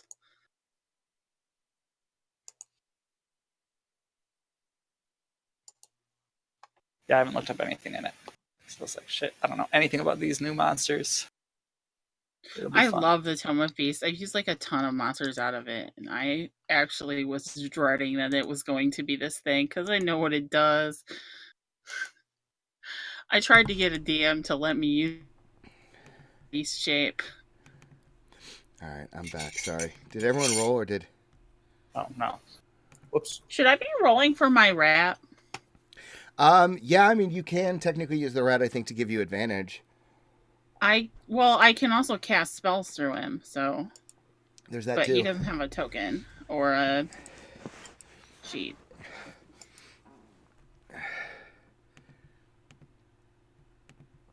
Well, I'll have to find you I can just make him go on my turn if you want. Well, I mean, technically, it's to your benefit that he rolls separately. I think, just because. Yeah, familiars are supposed to roll their own. I mean, it's to your advantage, but we'll worry about that going forward. I don't really want to stop everything. Yeah, I'm not worried about it right now, but yeah, like maybe before next session. Okay, so Marcus, yeah, these things all start kind of plopping around all of you, specifically around Jalen and Gabriel first. What do you do? All right. Well, I am going to. Did any plop next to our other civilians? Oh, wait, did I not roll for them? Did they not? Oh, sorry. I'm sorry. Say that again, Conrad. I apologize. Did any plop next to like Chandra and? I mean, they're kind of all around you, so yes. I guess I'm gonna run to attack the ones like to try and so they're still kind of protected. Okay. With my Sure. attack whatever one would seems like it would go first for those NPCs and just run up and smack it with the quarterstaff. Okay. Go ahead and roll. Roll to hit. 13 hits. 6. And then as a bonus action, move around and give it a spin kick. Definitely hits. Another 5. 11 total. Cool. Okay, yeah, that one's looking very badly, very, very hurt, but still alive. Oh, I guess we flipped, but that's fine. Gabriel, you'll go next. I think Marcus, well, I don't know. Which of you has, because you rolled exactly the same thing. We both have 16 decks. Exactly, yeah. So I guess it doesn't matter. So Marcus went, Gabriel? I'm going to put myself between the boy and these things. Mm-hmm. And I'm going to try and hit as many of them as I can with the burning hands. Okay, you can hit 2 of them. Deck saves. Okay, I'll roll for both just to be. So. They're rolling good. Yeah, apparently. So they both take 4 damage. That's not what I wanted. Okay, anything else? That's it. Oh, actually, I'm sorry. Bad news for you. Fire seems less effective against these things. Nice. Like you see it kind of like hit their wings, and then just sort of like they just flap their wings, and the fire seems to almost go out very quickly. Anything else your turn? Nope, that's it. Yinkin. I am actually going to try and scare the nearest one away. Okay, how are you going to do that? I am going to charge at it, swinging my staff and yelling, very much Indiana Jones in The Last Crusade with the umbrella. Okay. I kind of feel like that's intimidation. It's not going to be animal handling. I thought they were critters. Oh, yeah. But Okay, that's fair. All right. Technically, they're not animals, but that's okay. Okay. Yeah, I mean, 20, I don't even want to roll. So, yeah, like one of them just sort of like flaps stupidly in through the air and tries to fly up onto the tent rock. You can see it almost like batting its wings. They don't fly well is what I'm trying to illustrate. But it does sort of fly up onto the top of the tent rock away from you. All right, and then I'm going to just stick by the old man. Okay. Giselle. Okay, so I totally saw the fire. I don't think you did, actually. didn't work. I don't think so. Well, if I don't know that, then I'm not gonna. Then I'm just gonna firebolt it, I guess. Which one? The one that Marcus hit? Which one looks the worst? The one Marcus hit. Oh, so yeah, the one that Marcus hit. Unfortunately, yeah, No. 7 doesn't seem to have any effect on you. No, Excuse me. how many one is that? So. Okay. Next, it's going to be their turn. Marcus, 2 of them are going to attack you. They're just going to try to bite you with their ugly ass beaks. Second one hit. Yep. 5 piercing damage. There's a third one that's going to attack. Maybe Giselle. No, Yinkin, because you were next to the one and you were trying to scare it away. That probably doesn't hit. It does not. Okay. And then 2 of them are going to try to attack you, Gabriel. Mm-hmm. Neither of those hit. And the third one is going to attack the boy. That hits. He's going to take... Come on, boy. He's going to take 3 piercing damage. It doesn't put him down right away. He does take a pretty nasty bite, like a peck on the arm, and you can see the blood start to flow. But yeah, he's still okay. This kid's like actually level 1. Yeah. It's not just a 0 NPC. Yeah, he's not like a useless creature. Faith. I'd like to use thaumaturgy. Treat the sound of the thunderstorm we heard the other night to see if this startles them or scares them off. Okay. What's a fair roll? Performance, Arcana? I'm okay for either. I'm at disadvantage either way. Performance would be preferable. Okay, so yeah, roll. Roll performance. 8. I'm gonna have them roll an intelligence check. Ooh, okay. So yeah, they don't seem disturbed by it. Okay, and bonus action, I will go ahead and can I see Marcus from where I'm at? Yeah, I imagine so. I kind of imagine you guys have split. So Gabriel's with Jalen. You're all within he's a kind of around the corner, but not far away.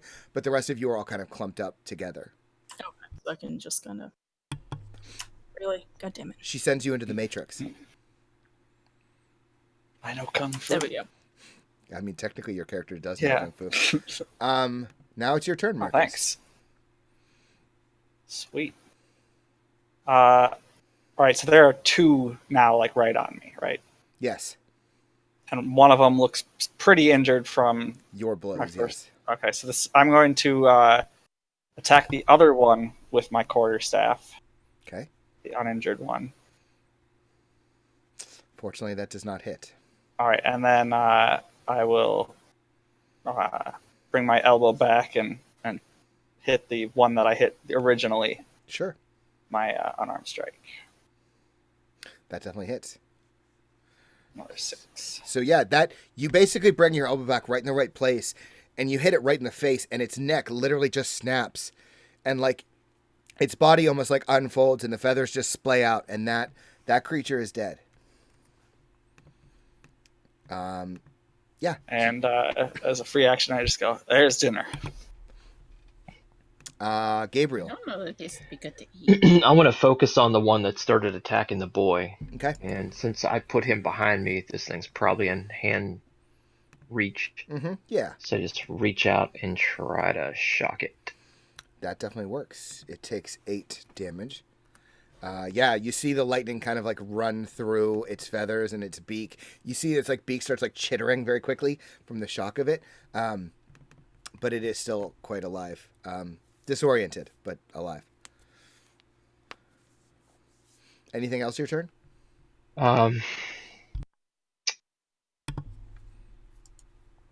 Nothing, no. And I think that because technically Jalen didn't have an arrow knocked in the crossbow, so he's going to use this moment to try to like regain his senses, to try to like knock another arrow. I get that's probably not the right word, but prep another arrow in the crossbow to try to fire off a shot. So that'll just take a moment. Yinkin. I'm assuming that the one I startled is actually still around. I but- mean, it seems to have like flown away for the moment. All right, then I'm going to go to the next closest one, and hopefully that one will stay gone, and just swing at it with my staff. Okay.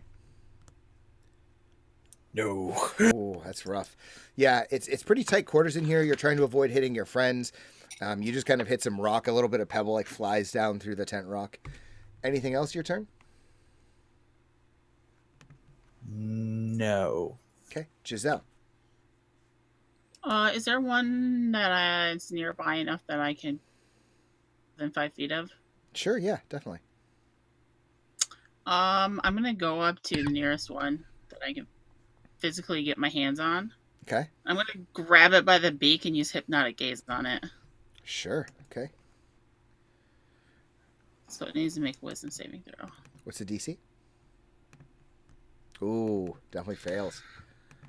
So yeah, what happens? Doesn't matter what it is. It becomes incapacitated So until like, it moves 30 feet away from me. okay. Or more than 5 feet away from me. So I think the thing, if this were anime, like we would see its eyes turn into hearts, and it's just like looking at you, like kind of in love, like just completely just blown away by your presence, and it's just like its body starts to rock a little bit, but it's just staring at you. She's gonna tuck it under her arm. That's real weird, dude. That's so weird. I don't know why I should expect anything else from Gwen. Now it's their turn. Excuse me. There's 5 of them left. 3 of them around Jalen and Gabriel. The other 2 are near the rest of you.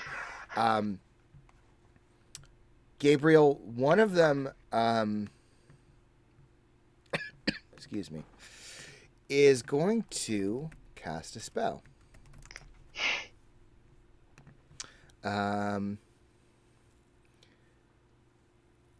And very suddenly, I don't think there's a save for it. You hear absolutely nothing. You can't hear Jalen. You can't hear the birds. Everything around you has gone completely silent. The 2 others are going to use their attacks to try to bite you, Gabriel. They see you as more of a threat. Well, no, actually. One of them is going to attack you. I think the other one's going to attack the boy. First one's against you. Does that hit? Yeah. 6 piercing. Next one hits 6. I think that's actually going to pull him down. As he's like trying to get the crossbow ready, the bird takes that opportunity to just kind of jump up and like try to bite at his neck, and the weight of it just brings him down. And then there's 2 others. Marcus, one's going to attack you. Or there's only 1 other. Okay, Marcus, that hits. You take 3 piercing. And the other one is charmed by Giselle, so it can do nothing. Yep. It's completely incapacitated. Mm-hmm. Faith. Seeing the little magic trick doesn't work, I'll again grab the dagger and I'm just gonna take a swipe at the one closest to me, but also to the one of the ones surrounding Gabriel, if I can get there. Yeah. Okay. Sure. Go ahead and roll your dagger. Unfortunately, yeah, it's just trying to rush up. You just can't get there. Are you trying to throw it? Well, that doesn't matter. Nope, just swipe. Okay. Yeah, unfortunately, you just get there and you just take like a random swipe and you don't manage to hit the thing.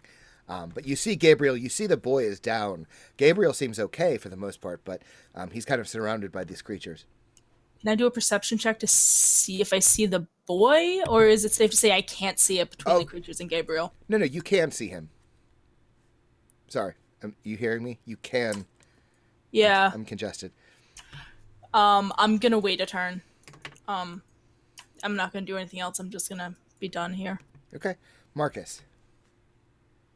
Guess I'm gonna keep trying to kill this one that just bit me. Okay. Definitely hits. Ouch. Oh, nice. 10 Damage. damage. Nice. And then bring a fist around for a punch in the punch to the top of the head. I was gonna punch it in the beak, but okay. Yeah, unfortunately that does not hit. Hit it, Gizzard.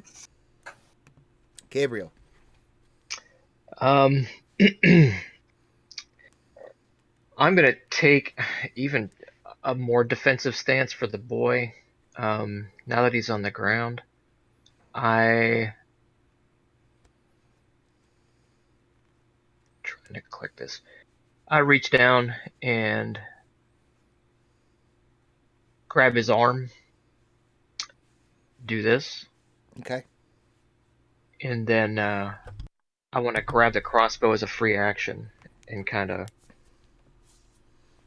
not be like hunker down on top of them, but I want to make it so that they can't just start eating the boy. more or Right, less. sure. You're taking a defensive pose like on top of him so they can't get to him. Right. Okay. Right. Yinkin. I am going to be trying to get the group back together so that all of the creatures they're not interspersed between us, so to speak. So slowly trying to move Grandpa towards Gabriel Okay. and swiping with my staff. Yeah, unfortunately 11 does not hit. Yeah. Anything else? That's everything. Giselle.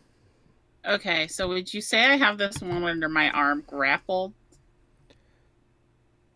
I mean, I don't know if it can be grappled and incapacitated. It can't do. I mean, yeah, I guess. Like, are you trying to attack it? Like if I drop it, would it be considered grappled since I'm basically got it by the beak under my arm? Oh, if you drop the incapacitate. So I can hit Yeah. something else. Yeah, I guess that makes sense, yeah. So I'm gonna just like kind of like walk around, maybe to somebody larger. There's still Use them one as a shield. not far from you that Marcus is attacking. It's wounded but not dead, and then there's the 3 others by Gabriel. All right, I'm gonna attack the one that's attacking Marcus then, Okay. or try. Fortunately, that does not hit. Apparently not. Um, And I'm just gonna say to the one under my arm, "Now calm down, my love. We'll get to you in a minute." one Marcus is going to attack you. That hits. 4 piercing. But how tall are these birds? They are tiny, Gotcha. actually. They're like chickens, I guess, right? Yeah, maybe even like small chickens, but yeah. So they're just biting. Like my legs are getting all bit up. Yeah, like they'll use their wings to kind of Yeah, flash like- up to attack you, but yeah, they're just tiny little creatures. And then the 3 other ones.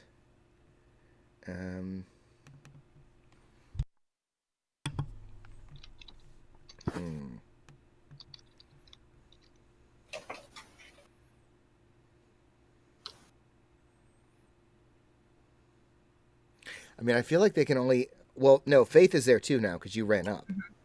So 2 will attack Gabriel, and then Faith, the one you come up behind it, will attack you. So the one on Faith first. Does that hit? Yep.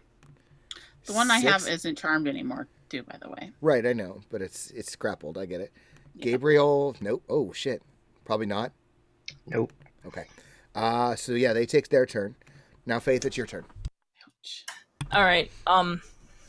First thing will be another. You know what? No, there's 3 of these things. The one that struck out at me. Mm-hmm. Wisdom save. Cool. Nice. Still takes half damage, but doesn't have to run away. Okay. He's pretty banged up though.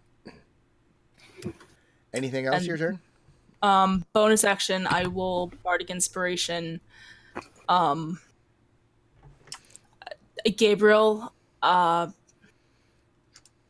Just again, it kind of along the same lines. Like you are a protector. You can do this. You know. Okay. Marcus, the one you're attacking, is still up. Yeah, I'm gonna just keep trying to get it because Okay. That hits barely, but hits. 4. Unfortunately, that does not bring it down. It's still. all right. So bonus action to just give it a kick. Wow, nice. Just hits. Yeah, so that will bring it down. So you just like kick it, and its body just like flies away through the tent rock, and you probably hear like this is a very, very quiet thud. A few seconds later, as it like lands and rolls away somewhere. Anything else? Your turn? Don't think so. I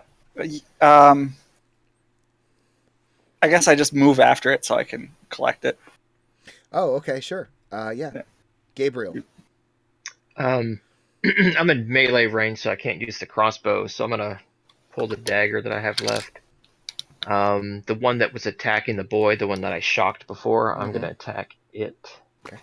That hits, and that actually brings it down.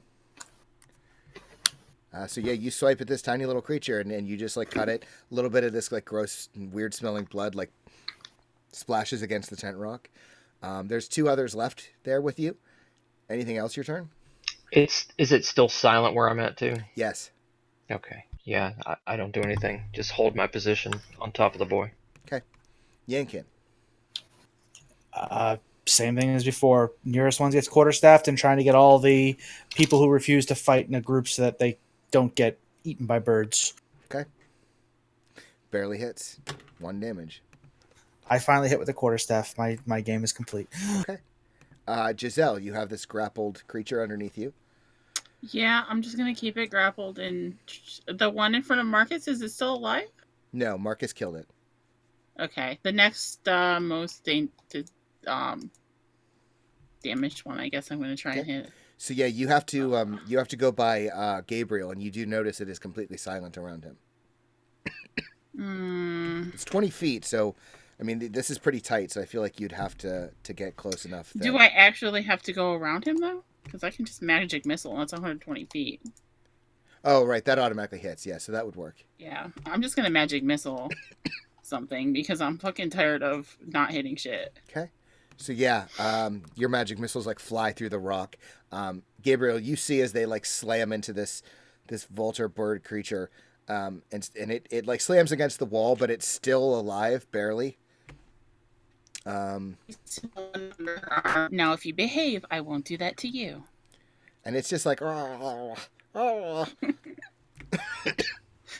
Excuse me. 2 left. More attacks against Gabriel. Bite, hit, Ooh. and misses. Faith. Swipe with the dagger to the one closest to me. Mm-hmm. Unfortunately, yeah, that just misses. Marcus.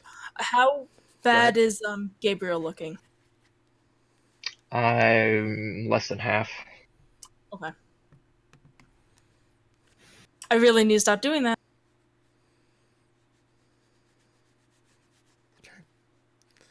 Marcus. Thank you. All right, so do I see any still, or are they just the ones that are over by Gabriel? Yeah, you probably see that Giselle has one under her arm. But yeah, the only 2 that are left are by Gabriel and Faith. And he's kind of like around the corner a little bit from. Yeah. All right, I guess I'm gonna just pick up the 2 that I killed and head over there and see if they need my help. And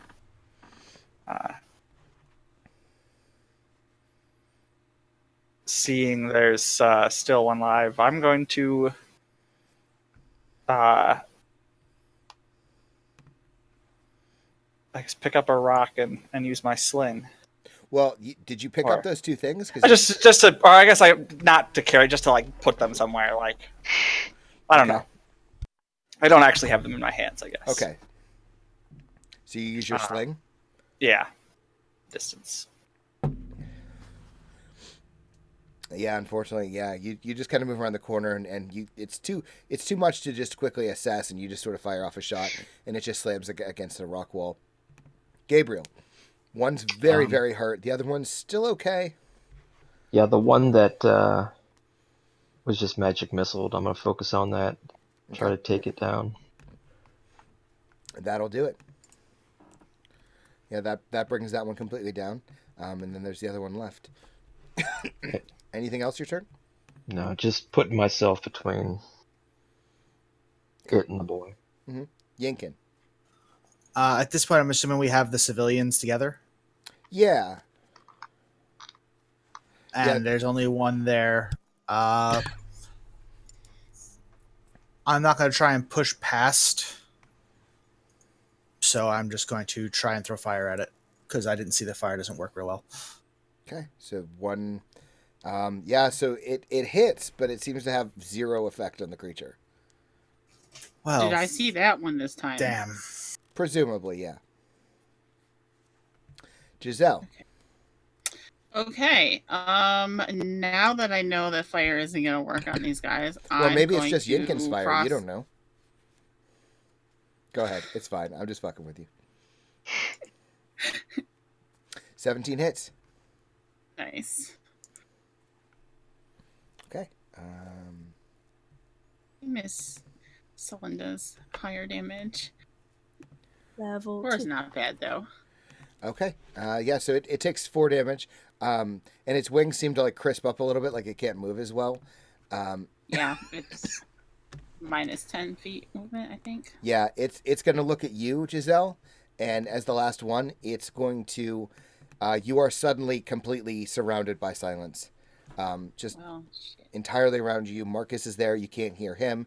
Can't hear anybody. And the creature is just sort of like limply like flapping its wings. It wants to get away, but its movement has been restricted. Faith? Again, let's try the dagger again. You don't actually hit. Yes. Nope. Nope. Marcus? I guess if I'm seeing the sling didn't work, I'm just gonna rush in and Kick its ass, Seabass. yeah. Gotta do everything myself. Marcus rushes in. Does not hit. You just like hit air. It's just so tiny, you know. And I try and kick it. Still misses. You do like this roundhouse. Wow. And Gabriel, you probably feel the air like get displaced by your head as the kick goes up and just misses the creature. I say, I swear, I just did this to 2 other ones, and then nobody hears me because I'm probably in one of the silence Yeah. circles. Just Gabriel, you see his mouth moving, but you hear nothing. We're Doesn't just look hitting the bugs. sucking. Your turn, Gabriel. And one You more definitely swipe did with the better than dagger. spells. That actually hits. Yeah, you cut off some feathers, but the thing is still alive. That's it. Yinkin? Stubborn bird. I do not understand what the silence means, although I'm sure I do notice it. And I'm going to try and use Produce Flame, but blink kind of oddly when I realize nothing happens. Mm. Okay. Giselle? The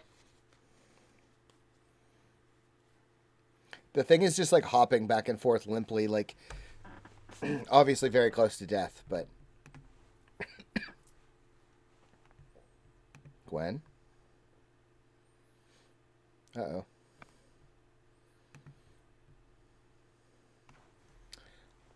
Can she hear us? I Her can now. Discord. Sorry, my Discord just went for a second. Is it close enough for me to get within 5 feet of it? Yeah, you can get up to it. All right, I'm gonna try and hypnotic gaze it. You just love the gaze. Go for it. Well, I mean, yeah, it needs to make a wisdom saving throw. Really? Not even a DC is 13. chuckle out of that? Not even one? That was a great joke. Ooh. Yeah, ouch. Okay. It's like, well, it worked on the last one. Now that you've tried to do that, it's going to try to bite you. That hits. Okay. You take 5 piercing damage. If it's under 21, I'm gonna shield that. Okay. So yeah, you just like throw up your shield, and it tries Yep. to bite you and has no effect. What is your AC? It's 16 with mage armor and 21 with shield. Did you mage armor this morning? was I gonna always say, mage armor. I took the spell slot and everything off for it. Well, make sure you say Yeah. that going forward, because otherwise we're either going to assume it every time, or I'm going to never assume it, and that's going to get problematic. So All right, I'll just make sure I say it every time. I've pretty much been figuring we could assume that as soon as I wake up, I cast it. And it does last 8 hours, so. what's your dex mod? 3? 3. It's 13 plus 3 is 16, so. Plus mage armor is what, 2? Plus what is 2? Or shield. Shield adds 2 Shield AC? is 5. Shield adds 5, Shield's yeah. 5? Holy So shit. it brings it up to 21. Yeah, shield's great. Wow, that's a fucking... Shield And you plus can- mage armor is fucking great. And you can use shield as a like. Yeah, I'm out of spell slots though, so. Yeah, I was going to say, that's... I like that you can choose to use shield like after knowing what the hit is. Yeah. It specifically says you can know if it'll work right, before you yeah. choose to do it. So Which Very is easy. really nice.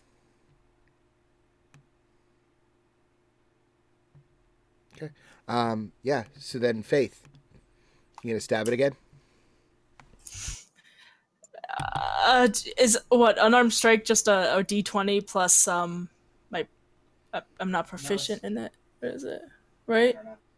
What's an unarmed strike? I think I just want to kick the thing because the dagger ain't doing shit for me. Yeah, I mean, it'd be it's your strength modifier. yeah, Oh, this would be D20 plus fantastic. strength mod. No proficiency, right? Correct. I was trying to. I fucking hit it. That actually hits. Woo! And then you do One damage plus your minus one. I did no fucking damage. Is your strength mod -1? Oh my god, it is. Oh. So you hit it, I didn't think about that. and like your foot just stops. Wow. I'm it's so like- used to using my dex mod. It's like It should be noted, this is the second campaign she's made this mistake in. Oh man, that's great. Can I just at least like give somebody advantage because I just kicked the thing in the butt? I don't know. I mean, maybe it inspires Marcus because Marcus is like, "Wow, if she can do it, I can do it too." So Marcus, you're up. And I say, you all just stomp this thing to death. Can we just cut to? yeah. Oh, that's Yeah, 'cause curb still- stomping this little turkey thing. Still in the silence, I say, "Good form, but you need to follow through." And then I give it a good kick. I just look at you weird Hopefully because it I works, can't hear you. Yeah. I think And it's I've still taking me a got minute one to on my register that under it's my silent. arm. What's that, Conrad? So it's taking me a minute to register that everything is silent. Oh, okay. So I'm just focused like on fighting. You want to roll that? Oh yeah, sure. Oh wow, yeah. So yeah, that Yeah. worked. 4 damage. You basically bring your foot down and stomp on it, but it's still alive. Gabriel. Oh no, Marcus. That's right, unarmed. That actually kills it. So yeah, Marcus stomps the thing to death. Shit. Good job, This thing. Marcus. Tenderize the meat. And there's still one's technically alive. Yeah, you have the one that's grappled, but that's it. And there's, I think, 6 others that you could theoretically bring with you. Yeah, I start gathering them up. Okay. Does anybody have some rope? I immediately turn to the boy. Yeah, I see him all wounded on the ground. I'm going to go kneel next to him. Yeah, he's alive because of your action, Gabriel. His eyes are wide. You can see the blood stains. The blood has stopped, but yeah, he's injured. I think Is he Chandra kind of. conscious? No, he's conscious. Yeah, I think your spell probably brought him back to consciousness. And I think Chandra kind of runs up to you, and the boy just looks completely panicked. Is there sound again? Yeah, because Yeah, all the when- creatures are dead. Yeah. All right, making sure. I am going to, because I see him bleeding out kind of bad. It's not much, but Mm-hmm. Yeah, you can kind of help and stabilize the boy. Yeah, we need to clean him up and get him bandaged. Does anyone have any kid? bandages? mm, I technically have costumes in my entertainer's pack.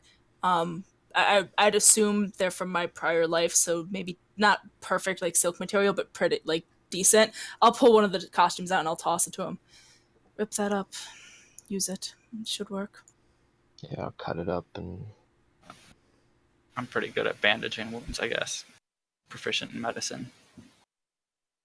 yeah, same. Between all of us, I think we'll be fine. We can bandage him up pretty good. It's just going to take some time. Okay. Yeah, you guys are all probably a little hurt, right?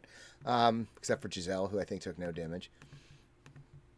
But yeah, you guys are all a little wounded, a little bruised, battered, but you have an armful of mostly dead vulture turkey creatures. So congratulations. I turn to the 2 NPCs that haven't really talked. I forgot what their names are. Delilah and Dala and Jija. Dala and Jija. And I say, either you two happen to be like good at, butchery. And And I hold up some of the chicken things. Do you know how to clean one of these? And Dallas just like shakes her head. She just quietly says, "No. Fair hand with tools," but she just kind of like her attention drifts over to Jija. He just says, I worked in a kitchen for a while. Mostly just clean the shitters, but I can give it a go. That'd be great. Hopefully we can get some good meat out of these. Okay. So what are you guys doing? Taking a rest? Or are you moving on? I'm I looking think for a some short. rope. Yeah, I think we have to take a short rest because of the boy. Yeah, just to get him patched up. And you can have the rope off my pack. I'll hand you some. All right, I'm gonna tie this thing up. Jesus Christ. I'm gonna make like a little halter for it, like a muzzle and a halter for Why? its head. Why? Okay, so Can I roll animal handling against it? Wait. you realize Sean is going Why? to use this to silence you at the most inopportune times. Because these things are just gonna gonna cast Probably. silence on you. Like, Seeing this, Faith will kind of look at you. You already have a pet rat. Now you're gonna have a pet Yes, bird. but this thing can cast silence. On I us. wonder what else it can do. On us. Not if I keep it quiet. I'd really rather focus on keeping ourselves alive than our pets. You don't think this thing would come in handy if I can tame it? Maybe as an extra helping of dinner. Aww. it's also another mouth to feed. Which, Unless Where- you can, as you say, just resummon your magic rat and feed it to it every day. I don't think that would be filling. I think when he dies, he just poof. I don't think Mr. Sprinkles would like that very much either. Faith's gonna like push her hands through her hair frustratedly and like grab the back of her own horns, kind of like when somebody pulls on their hair and just kind of stares up like, How intelligent does this creature seem?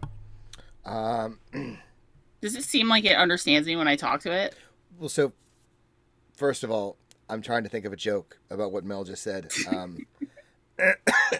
Nothing's coming to me though. Also, it feels good. yes, that's accurate. And what are you speaking to it? Like, what are you saying? Yeah, I'm like, oh, hello, little thing. I don't know exactly what you are, but if you behave, I'll let you, wander around. Maybe I'll even take the thing off your beak. And inside your mind, you hear, "You killed my friends." And I'll kill you if you don't behave. Oh god, she's talking to another one. You're really mean. What is wrong with that? Was my family. We're just Well, trying to you eat. guys attacked us. I'm gonna look at Yinkin. Is she talking to the rat again, or is she actually talking to the bird? To the bird. I The really bird wish I could. can. I really wish I could do a Gilbert Gottfried impersonation. That would be so good right now. Yeah, and it just goes, just kill me then. This life, I tell you. I mean, I can. But if you want to come along with us and help us, I don't really speak robot. Can you say that again?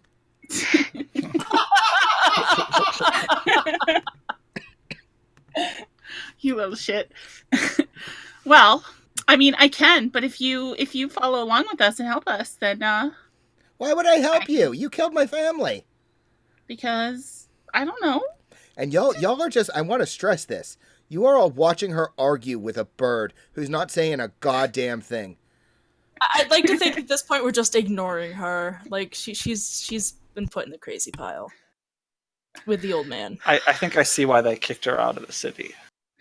This is worrying. It's I bad really enough. don't want to kill you.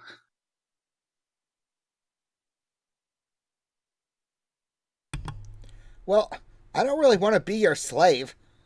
Well, I think you're interesting. Well, congratulations. Hey, don't you take that tone with me. And watch your my language. God. And it's, Marcus, is there any chance you can go over and just snap that poor thing's neck? Either one of them, I don't care. and like you Marcus and Faith, you hear the thing go, Oh, blah. And Giselle, you hear, yes, come kill me, you idiots. He wants you to come kill it. What? You are the Oh, if you weirdest. say so. I walk over No. and I'll put my hands on it around its neck. I mean, Giselle, you can try to fight Marcus, or you can just let him do it. No, she's not gonna fight Marcus. She doesn't think she could win in a fight, and she's all out of spells. So she's like, ugh. Well, I'm sorry. All right, then I twist its neck like I would a chicken. Okay. Yeah, and it just snaps, and his body goes limp in your arms, Giselle. It's a shame. It was telepathic. Yeah, it seems every animal you see is telepathic. She just rolls her eyes. Someday. Episode 20 of this campaign, Giselle, Gwen is playing Giselle just talking to herself. All of you are gone. It's just all in her mind. Well, the real thing is at the end of the campaign, we find out Giselle suffered heat stroke in like that first day, and this has all been her imagination. Mm-hmm. Yeah. Okay. So, yeah, you guys have a bunch of dead creatures, and you're going to take a short rest? Yep. Yep. Okay. So use your hit dice as appropriate. Wow. Hang on 1 second. God damn! Hang on, I have to roll. What is it? A D? Jeez. 6. No, 6. Thank you. Wow. So you can all add +4. Oh, that's good. Back up some max. And I'm gonna sit with Jija and kind of. I mean, if he even half knows how to do this, to like clean a chicken. Well, here's the question: are you going to help him, or are you letting him do it by himself? I'm gonna watch him. I'm gonna have him do the first one. I'm gonna say I'll just see what he's doing. Like, I'm gonna ask him to do just see if he can clean one of them, and then watch him do it so I can help on the next ones. But just while I'm not actually doing anything, but just want to kind of, if he even knows, I want to see what you do. Because I don't think Marcus ever had to clean a chicken. Yeah. So he starts slowly and starts like plucking the feathers away. And he's taking his time trying to get away as much of like the fur and the feathers and what have you as he can. It takes him several minutes just to do even one. And they're really small, these tiny little creatures. So it's almost harder because you have to like turn the thing around and find the feathers and to really take your time to get each and every one of them. And he exposes the skin, and he's kind of doing this down on the rock, and he pulls out a small dagger, and he like carefully starts to like pull down the center of it, and his knife like slips, and he like some of the meat like fall, like the viscera and stuff like splashes, and he like looks at you with this like oops kind of grin on his face, and he keeps we got more, he keeps working, and it, like I said, it probably takes him a good 10 to 15 minutes just to pull meat off of one. You do get a pretty good idea of like what he's trying to do. You can clearly tell he's not really skilled at this. A lot of it's just guesswork from what he's heard, but it's not bad, all things considered. And he's able to pull off some meat. It's not as much meat as could have been provided by the creature, but it's a good bit, let's say. Enough for just roast them. Yeah, I go over to. I'd say, all right, can I see some of that? And I think the Explorer's Pack has a mess kit, so I'm gonna like pull out a metal cup or something and put the meat in it, and then bring it over to Giselle and say, "Hey, can you like, or Yinkin, can you like heat this up, cook it a little bit with your magic fires?" I think Yinkin would be better. Yeah, sure. I can put. You might want to put it down though. Oh yeah, sure. Yeah. Can we? Is there? Actually, hold on. No, because we're in mountains. I know there aren't any sticks. We haven't come across enough wood. Wait a minute. I'm a farmer. Would I know how to make jerky? I mean, yeah, presumably. Like it's farming and cooking go hand in hand. I'm just thinking we can do that with the rest of them. Yeah, later. no. I'm just I saying want to see what this tastes like. How edible fair it is. So yeah, I'll just take the meat and cook it in the cup. I guess just hold a fire over it. Okay. Who's eating it? I'm definitely going to eat some. And I'll offer some to Jija, too, for doing the work. Okay. Yeah, so you take a couple minutes, heat it up in this kettle, with Yinkin's help, and Gabriel's tending to Jalen, and the old man is just kind of like watching all of you. He looks clearly disappointed that the boy didn't die, but he doesn't say it. Like, you can read it on him without problem. It's getting later in the day, probably like 3, 4 o'clock. You guys finish cooking. You know, Faith has been singing her song of rest all the while, and you guys start to cook. Marcus, why don't you make me a Constitution saving throw? Sure thing. This sounds 5. Yeah, so it doesn't taste great. You're not necessarily poisoned. But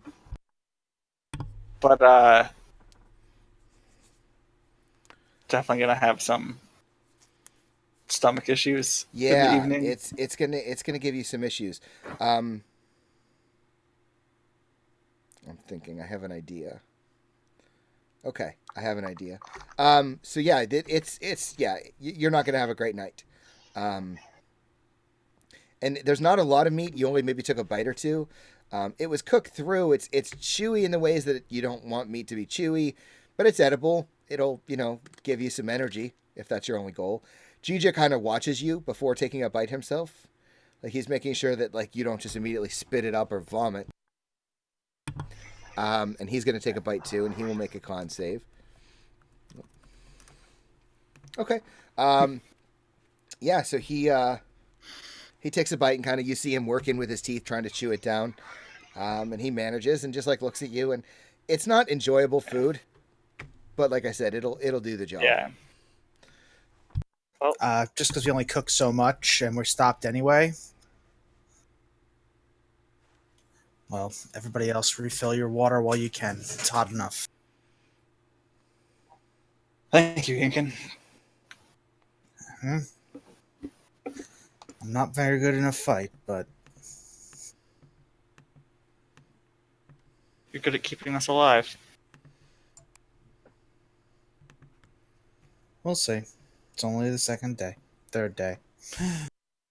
I think you've done a pretty good job so far. My sleep schedule is completely confused. I'm so used to getting up with the sunrise. Okay. So yeah, you guys all take a short rest. Is there anything else you guys want to do while short resting? Anybody going once? I use my 2 sorcery points to gain a spell slot back, but for the most part, just making sure the boy's patched up. Not necessarily scold him, but kind of emphasize that the crossbow I gave him was to defend himself. I don't expect him to be part of combat with us. Again, not in a scolding, chiding kind of manner, but more of an emphasis of concern. I want him to be weary of the dangers that are out here. Mm-hmm. Okay. Yeah, I think that if he had more energy, if he hadn't just almost died, he would probably like kind of scowl and not be pleased with what you're saying to him.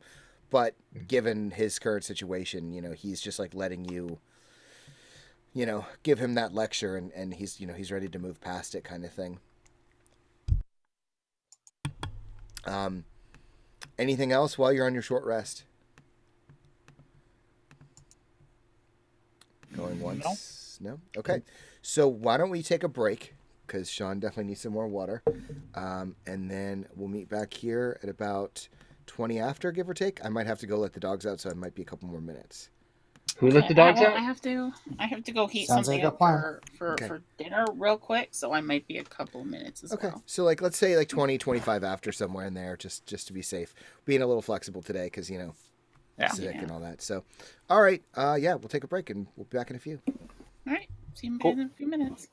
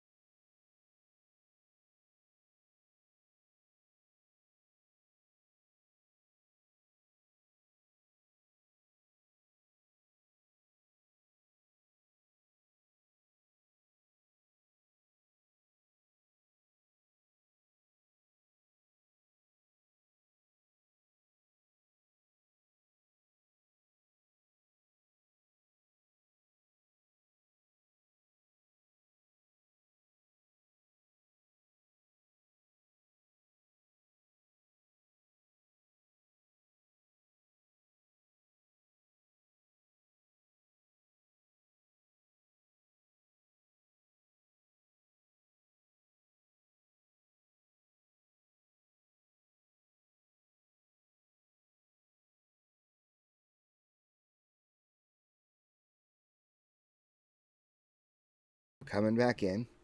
I'm going to switch the scenes here.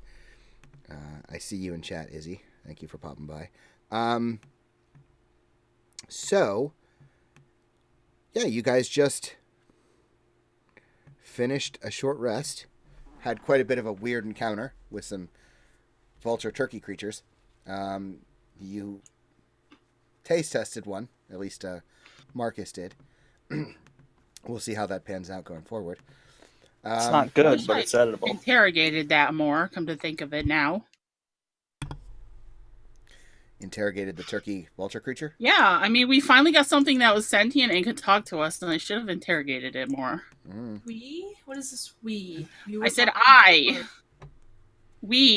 we, as a party, haven't encountered anything sentient. I could have talked to it, though. As far as the party is concerned, it still hasn't. We still haven't. Yeah, well, you guys are all crazy. Yep, they're the crazy Says the ones. woman talking to Mhm. birds and rats and collecting beetles. You are literally a druid. That is like your whole deal. No. You'll remember that when you start speaking with animals and trees and plants.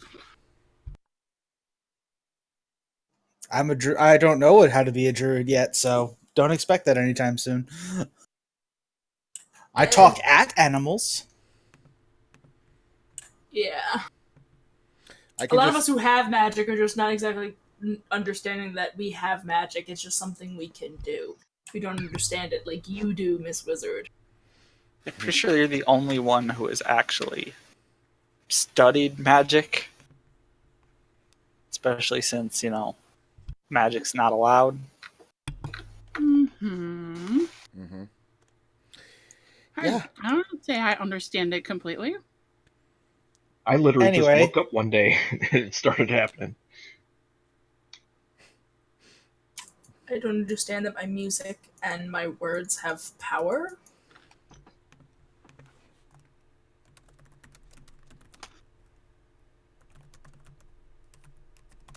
Anyway, we have the youngling patched up. We have birds. We have puberty jokes. Let's get a move on. I'm sorry, I had to take a moment out. So yeah, Now he started it, so we can't get in trouble for doing it. I woke up all False. sticky. false, totally false. I am God. You are. Yeah, I don't know. I am a demon. My head Devil hurt- thing. My head hurts. Leave me alone. I'm sick. Why are you so cruel? At least I didn't steal your rations. So it's true. Nobody's No, that that's cruel. my job. So you guys take a short rest. It's probably early evening, I think, at this point, for maybe 4 o'clock or so. You've got a number of hours left before dusk. You're still kind of in this area with the tent rock, but as Marcus, indicated earlier, you seem to be heading in the correct direction, which is, a good sign, obviously. Are you just moving forward? What's next?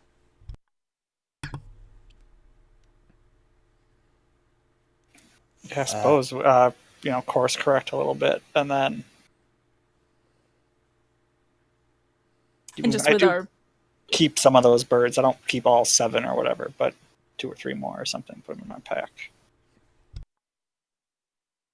Yeah, and with the time lapse, Faith wouldn't be staying so far back from the group. She's still kind of in the back, but it's more of a less distance, I guess.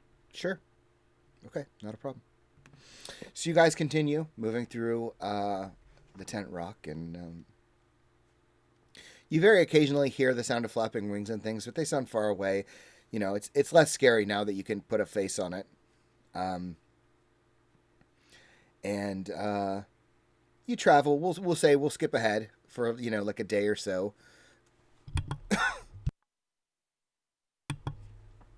And you end up on, I imagine you probably take some moments out to, to rest, to give yourself some good berries, to make some water. Maybe Marcus goes and climbs up the tent rock again just to navigate, to make sure you're moving in the right direction. As you're kind of traveling and the sun begins to set, it gets dark. The sky seems to kind of fill with stars in a way that you've probably never seen before, or maybe that it's just that you've never been drawn to it in such a way, because now with the tent rock, your vision is kind of limited, in 360 degrees around you, but above you, you just see this beautiful open sky full of stars, and you travel for about a day or so, and you kind of exit out, as it were, on the far side of the tent rock. And you're much closer now to these mesas. And now that you're closer, what you can see is that there's this mountain range that goes up to the north, that seems to disappear off in the distance. And they look like, the best way I can describe them with words, I guess, is kind of like broken mesas. Large mesas, but they've been fractured in places. But there does appear to be one quite large one that is further to the south, a number of miles, but it's big enough and ominous enough. You saw this well in the distance several days ago, but it's considerably closer now. But you see all these broken mesas. Everything opens up. It's much less claustrophobic, and we'll say a few miles from where you are, just at the edge of your vision. Excuse me, coughing. You see it, and I suspect at least maybe one of you, maybe several of you, you're going to tell me, you see what looks to be a large, I mean, it's hard to tell the size, but a large flowing river that seems to be weaving between the mesas. You can just see it where two mesas kind of split apart, and you can see through, and you see this rushing water. Do you all see it? Does one of you see it? How do you guys respond to it? I would think that maybe being weary and like having a narrow scope of vision, as it were, I'd imagine we'd all see it somewhat simultaneously. And I know Faye's reaction would be, water! Almost like hysterical. Yes, dear, it's water. Marcus just feels relieved that they actually did find that he wasn't just like. I was pretty much just guessing that there'd be water in the mountains. Like, makes sense, but I didn't have any reason to believe they weren't all dried up just like everything else. Yeah. I would imagine everyone's relatively excited. Yeah. We haven't really bathed in about a week, so that in itself.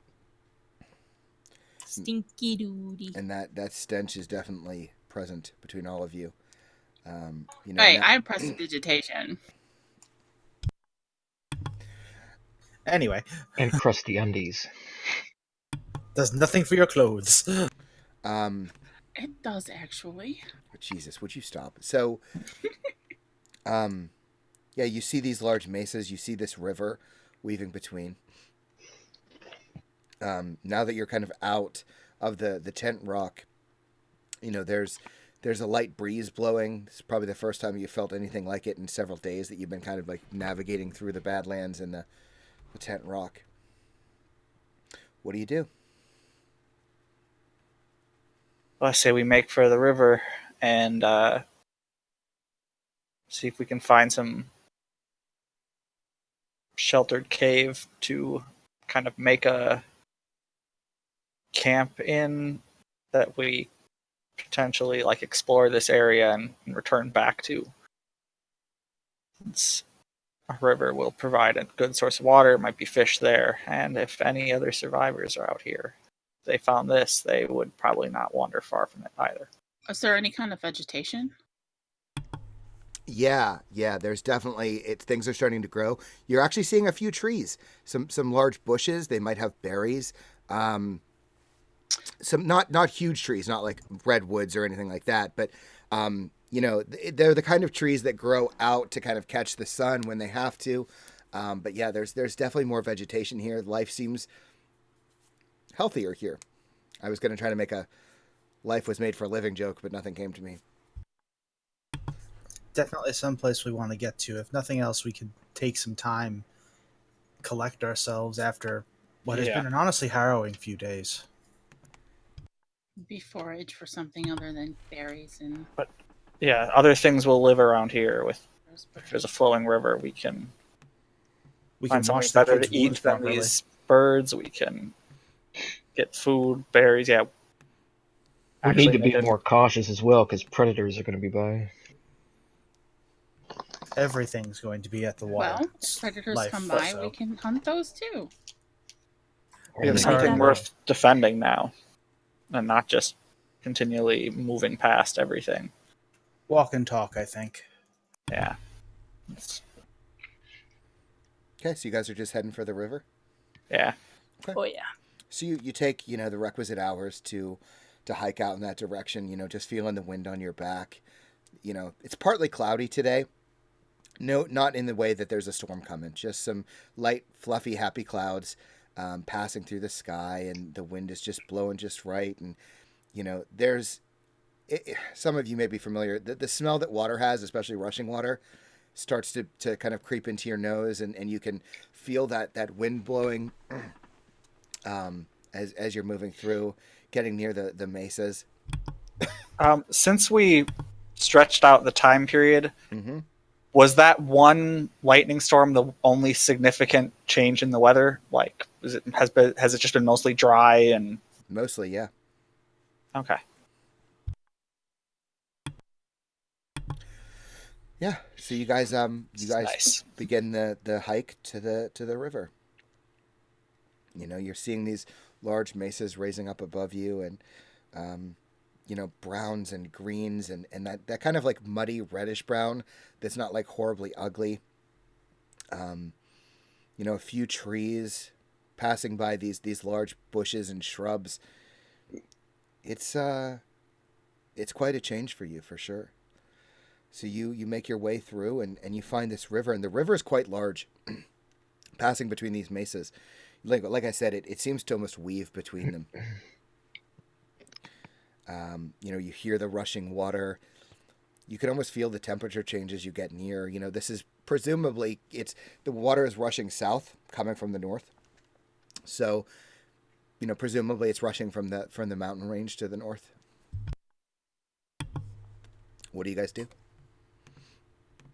Do we really think we're the only ones who've made it this far? Probably not. Well, it depends, but I think there would have been at least other groups.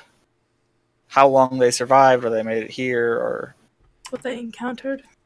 yeah. All right. Too much to hope then.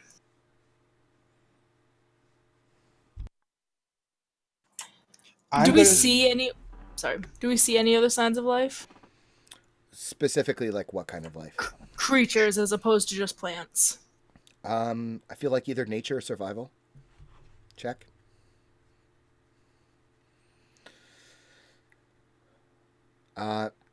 Doing some investigation as you're getting closer and you're seeing these trees and things. You're definitely seeing signs of life. Some bird nests. You can see that some, like there might be like a berry bush, and you see that some berries have been like kicked off and they're kind of rolling away, which you suspect would be like small critters might do that. There's some trees that something has like scratched into with some paws or claws, who knows. You see more birds in the sky, and they don't look like horrible turkey vulture creatures, at least not at first glance. But are they flying well, or are they functionally falling with... Okay, then they're not the turkey creatures. Yeah. They seem to be gliding through the air, almost moving with the clouds in this dance. It's quite lovely. I'm going to start looking for something that we can use as shelter for more than a night, if necessary. Okay. Sure. Give me... Yeah, I'll help Yinkin with that. I feel like investigation, or maybe survival. Okay. Okay. Yeah, so you guys are mulling around for a while. I definitely think some of the other people, Jalen, for example, rushes to the river. He wants to see if it's safe to drink, and Chandra runs with him, and the old man doesn't seem to care, but Dala and Jija seem to kind of like slowly approach. They're still pretty weary after your travels. But Yinkin, searching around, excuse me, you're able to find a kind of cave. The thing that you notice, though, is it becomes pretty quickly apparent to you that this doesn't seem natural. I mean, it's a cave. It'll serve your purposes. It's not far from the river, but it seems man-made. Man-made. Yeah, that's gonna. I will literally stop in the middle of walking and kind of tilt my head at it. What's wrong? It's got lines. Oh, okay. Holes don't come with lines; they're dug with lines. Look, can I like move my hand? It's almost like because it would have tool marks or something that would have an edge instead of just worn rock. So others have made it here. I have no idea how old it is. Does it look Someone's recent? Is there a there. sign of a fire or anything like that? Tracks or anything? Give me an investigation check. Or survival. Your choice. I can help somebody with investigation. I'm trained in it.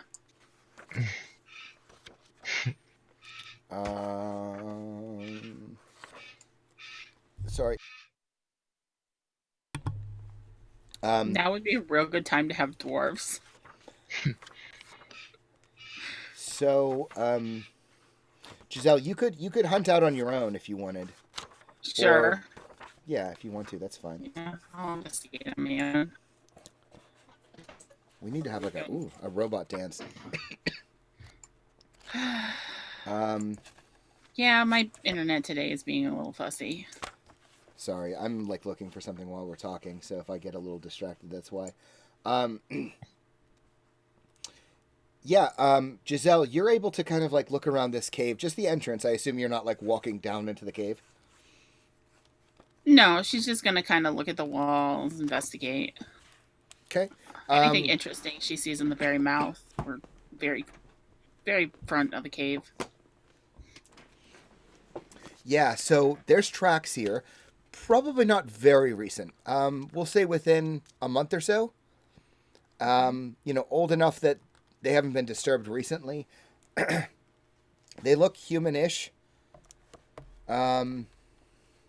There are signs of that somebody's been using the cave, and again, it's been for not very recently, but somebody was using it as a like a temporary hold, like a kind of like a hunting camp. Yeah, okay, if that's how you want to interpret it, that makes sense. Sure. She'll point out the footprints.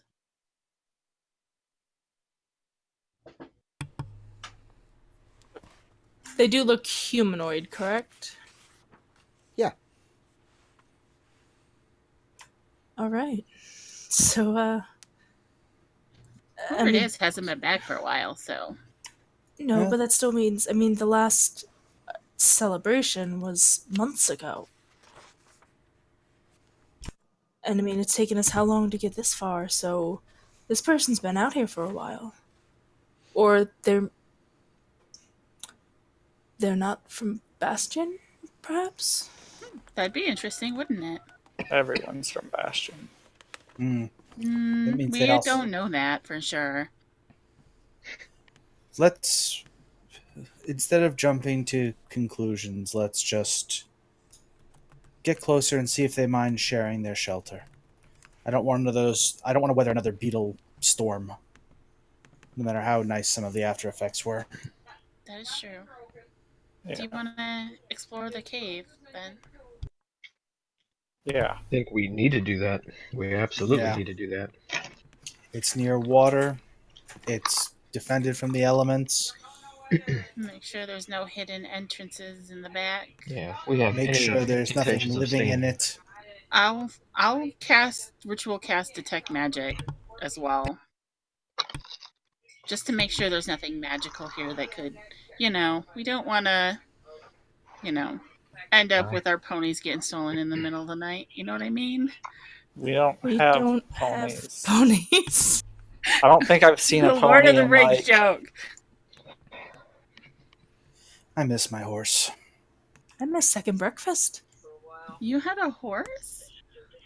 We had a draft horse on the farm, yeah.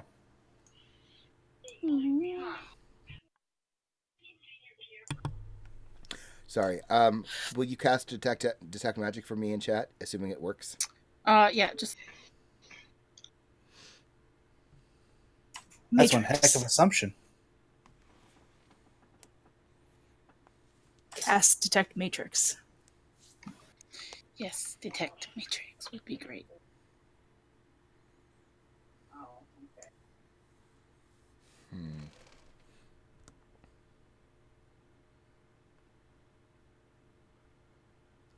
I'm hedging. I'm gonna say no. I might change my mind, but I don't think so. Just by reading a spell, I don't think so. Okay.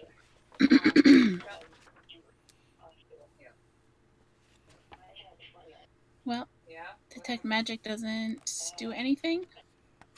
Nothing lights up, and Again, let's get towards the mouth of the cave. Oh, sorry. Yeah. No worries. Holy shit, it's a troll!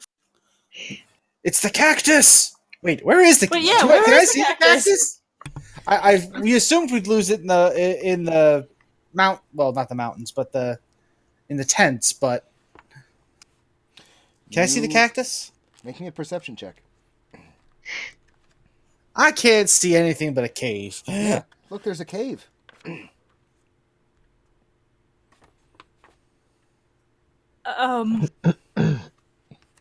Well, I don't know about you, but I'd really like a bath before we go delving into dark holes. I mean, if we go in there, we might get dirty again. So I'll be honest. I think it's important that we search this cave before we do anything here. Yeah. I'm happy to go in and search. If we disrobe, start to bathe, and then something comes out, we're disarmed. I think that would be.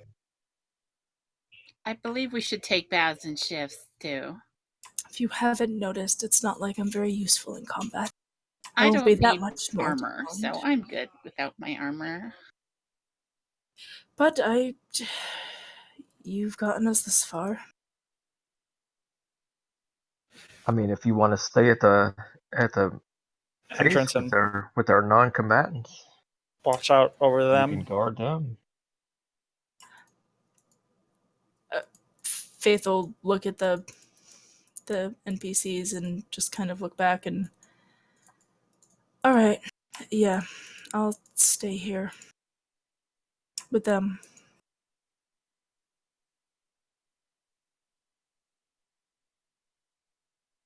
All right.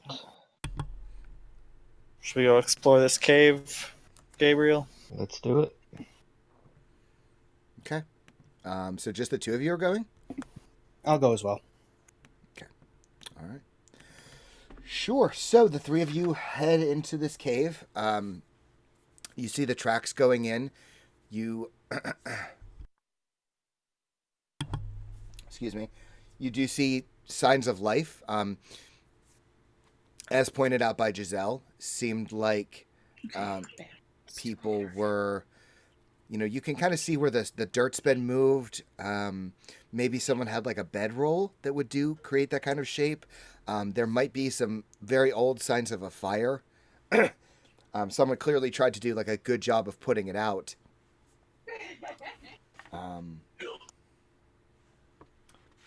But yeah, what are you hunting? What are you looking for? Secret doors in the back. I'm looking to see if I see any animal tracks in the cave. Claw marks, something like that. If this place is abandoned, I want to make sure it doesn't have a new resident. I want to look around the walls and see if there's any anything that's been written or engraved or carved that might have been done by the last people who were here. That's a good idea too. Mike was here type of thing. Walls. I just want to make sure there's no more entrances in or out of this thing. Well, I should point out that, interestingly, Marcus, very quickly, without even having to roll, you find a sign that said Steve was here. Steve. What kind of name is Steve? Yeah, I know. It's a very unusual name. So Choking on his own jokes. I am. It's true. Yeah, Sean dies telling the worst joke of all time. So the three of you start heading into the cave. Why don't the three of you, unless someone wants to give someone else advantage, roll me investigation checks. I will. I'm looking for something different than them. So Yeah, I think I'll we're make all looking. investigation. Well, so let's do it one at a time just to make it easy. Marcus, what are you looking for? Signs of Anything that's been like carved onto the walls, like anything that writing, drawings, Okay, some give me indication of what the people here. investigation check. Holy Christ. So it takes you a few minutes. Oh, Steve really was here. He really was. What you find are some primitive looking chalk drawings on one wall in the very far back of the cave. And what it looks like to you is there's a set of 3 figures. The first figure looks like a wolf. Maybe you would interpret it as a dog. I don't know if you've seen wolves yet, but like a large canine-style creature. The second figure, which is directly to the right of that, looks like a human. 2 arms, 2 legs, and a head. The third figure, to your eye, looks like a combination of those 2 things. A man on 2 legs with 2 arms that are clawed and a face with fangs. Oh no. The player in me just clenched. Well, that's interesting.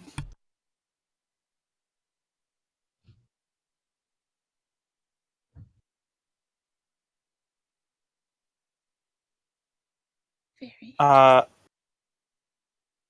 Hey Giselle, Yeah. have you ever heard of like a man wolf magic? I don't know. Have I? You could roll me a history check, Giselle. Okay.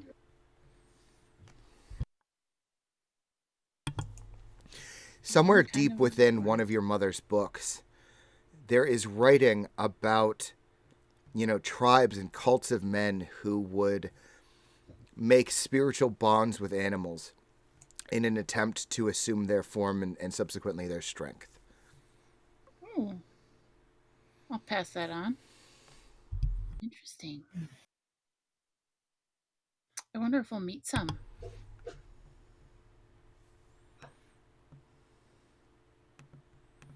Uh-huh. Well, I'm still looking for animal tracks, although this puts a new slant on it. Why don't you make me an investigation check, Hinkin?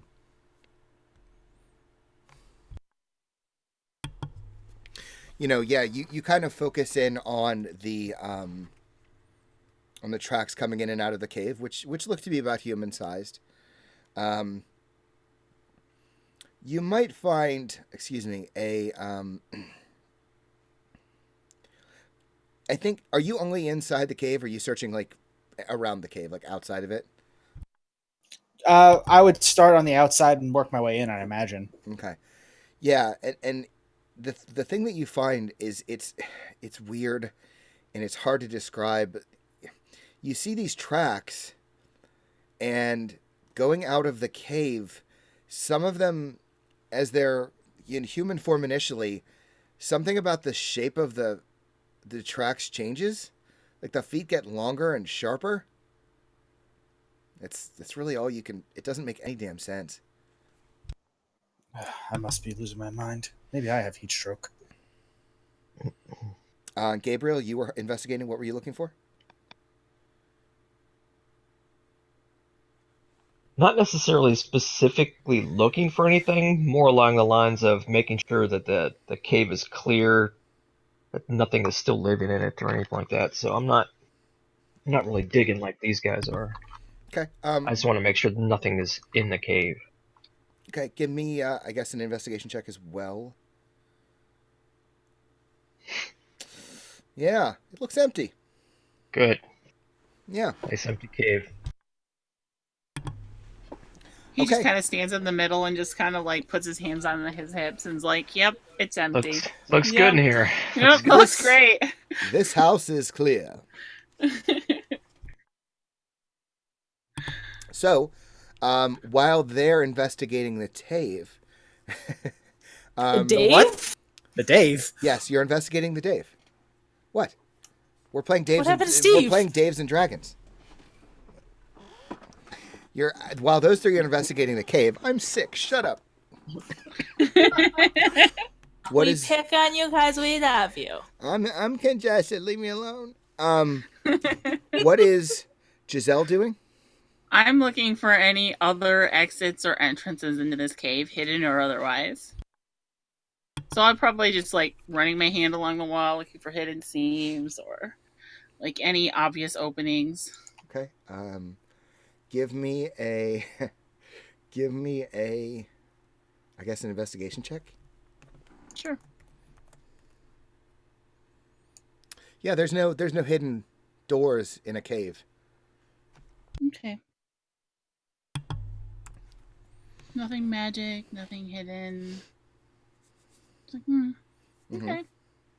Yeah, you guys have mostly uncovered, everything. But, oh, Is this cave big enough to fit all 10 of us, like, sleeping? yeah, it might be a little tight. Like, from investigating through, it looks like there may have been 3 people in and out of here at most. I mean, you could fit, but it's going to be tight. That's what she said. How big is the cave mouth? Like the entrance? Yeah, is it gaping open? It's stretch. What is the circumference? It's real wide but narrow. What? I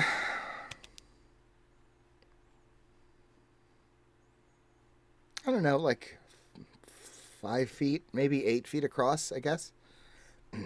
Okay, so the hole's real tight. I mean, it used to be much tighter, but Yeah, if after all 10 of us get in there, it's... It's seen some wear and tear. so what are you doing? Faith, what are you doing while that's all happening? Well, since I stayed outside the cave, if there's like maybe a fallen log or a rock or something, I'll just kind of lean up against it and just pluck at my lyre. I've got my back to the cave, knowing that they're looking at that, so I'm looking for anything that might be coming at us. Though, it's I'm kind of arrogantly secure in the fact that we're here and we haven't seen anything yet. Okay. Why don't you give me a perception check?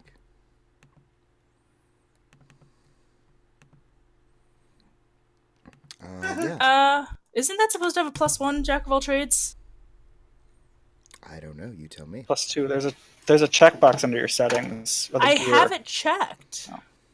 That's weird. Yeah. So that should have a 1, so it should be an 8. What's your wisdom? Wisdom is -1, but I should still get my half my proficiency bonus for jack of all trades. 2. That would put it at 0. Oh, Yeah. never mind. My bad. You got to figure it out. Yeah, sorry. First time as a bard. That's okay. That's okay.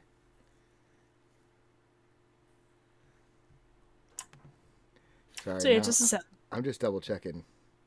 Oh yeah, because your perception is 0. Yeah. Yeah, Okay. +1, -1. Math, folks. yeah. The -1s get me every time. Apparently. Okay. It's not a problem. So, yeah, you're kind of outside plucking at your instrument, and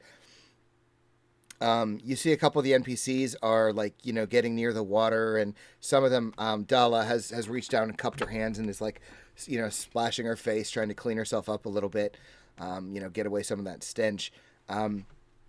And as everyone else is, inside the cave, I imagine, they're in there for maybe like half an hour, kind of digging around. you actually start to see like a couple animals. You see some more birds circling in the sky. I think you maybe even see what looks to you. I mean, as a player, you would recognize as a human. It looks like a small boar. You know, looks kind of like a furry pig creature. Just kind of like creeping near the water, and it definitely sees you, and just kind of keeps its distance, but like sniffs around, is clearly looking for something. Um, you maybe see like a couple fish, just like move down the river, but it's a nice, serene, quiet moment. Cool. I watched the pig and really debate ham steaks for dinner.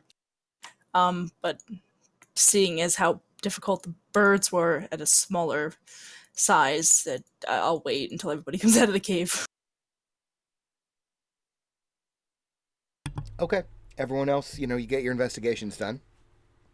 You come back out. It's getting a little later, and I don't know if we determine what time it is. It's maybe around noon.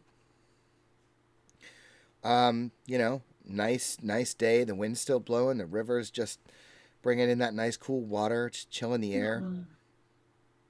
What do you guys do? I tell them about the creatures I've seen. Baths would be better first. I'm for that. Although we could get all bloody taking a boar down. So we take another bath. That's a good point. Is anybody against staying here for a day or two, trying to figure out our next move now that we finally found someplace sheltered from the weather and with fresh water? I have no problem with that. Yeah, I think we should, maybe some of us should go out and explore the nearby areas, and return. Just no more than an hour out or something of walking and back. You should definitely not go alone either. No, in groups, but we shouldn't leave anybody here without protection, or leave the cave itself completely undefended. Or is it too much to ask for a few days without moving before we do that? I mean, if something's gonna come, it's gonna come. Well, either that's why we're gonna find it split up, or I don't want to move, but I want to know what else is around here, like within the immediate vicinity, up above us, and higher up the cliffs. I wouldn't say an hour, maybe Further up the 15 river. minutes walk. Just enough to give us a vague idea of what's around, because I don't plan on living here. all right.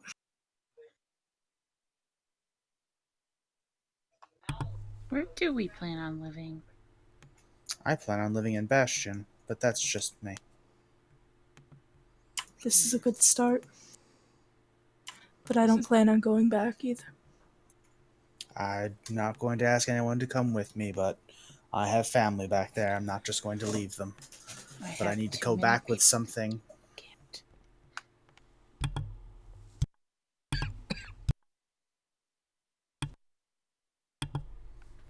Okay. So what's the plan exactly? You guys are going to hang out here for a couple days? Explore within like half hour, 15 minutes to a half hour at least around the cave mouth. See what's upriver a little bit if possible, just to get an idea. But okay. Yeah, other than that, let the kids' wounds heal. Or at least have something more than dirty bandages on them. Okay. Yeah, if possible, can we use the remaining strips of the bandages and stuff, clean them in the river, and just have then a store of bandages? Yeah, I mean, you took out that costume, right? Like out of your inventory? Yep. Then I went that's from 2 to 1. That's fine, yeah. You can add some bandages for it's a trade. I think that's totally fair. And you said there were trees around here. Do we have anything to get? Again, we've been kind of light on firewood, so you could definitely go try to collect some for sure. So yeah, we prep work while we have the nice area, clean water skin, filled water skins, firewood. If we can bring down a boar or something, I can start making jerky or something like that, or at least making the attempt to make jerky. That sounds like fun. I'll help. Don't have salt, but Know how to make like rabbit traps or small animal trap things. So that might be a better use for this bird meat because not sitting well. It could be used for bait for fishing. That too. fish eat meat? I did not know that. I don't know. Big I've heard fish. people talk of putting worms on lures. Would Never it thought of it that way. something? Well, can't we just get worms? Maybe. Who knows? But I don't have a fishing pole. Marcus might get worms from that bird he ate.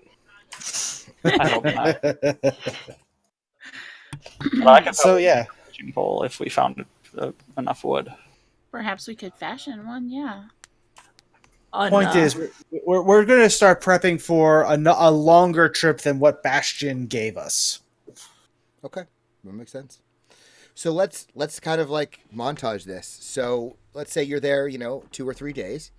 I'll give each of you like we'll kind of do it like downtime and blades. So like, the first day, and we'll like go through the list and see what you're doing.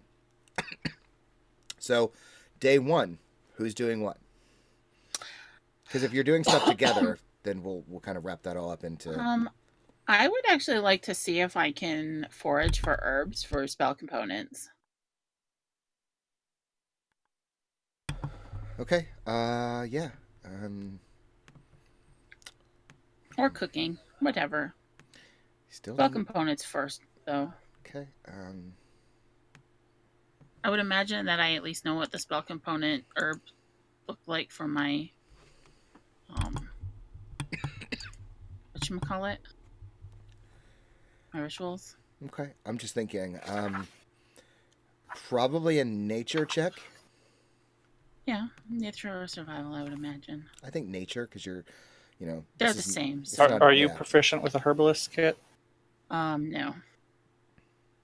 Are you? I mean, you get if you're I'm checking. I might be. You get your proficiency bonus when you look for herbs. I don't. But I mean, I have the same in nature and survival, so it doesn't really matter. But if somebody is proficient in herbalism kit, I would definitely help them. I am, but I was going to do something else on the first day. I Yep. consider there to be higher priority stuff to do. All right, Okay. that's fine. Okay, so Giselle, roll me a nature check. Nice. Yeah. So you. I'm really good today.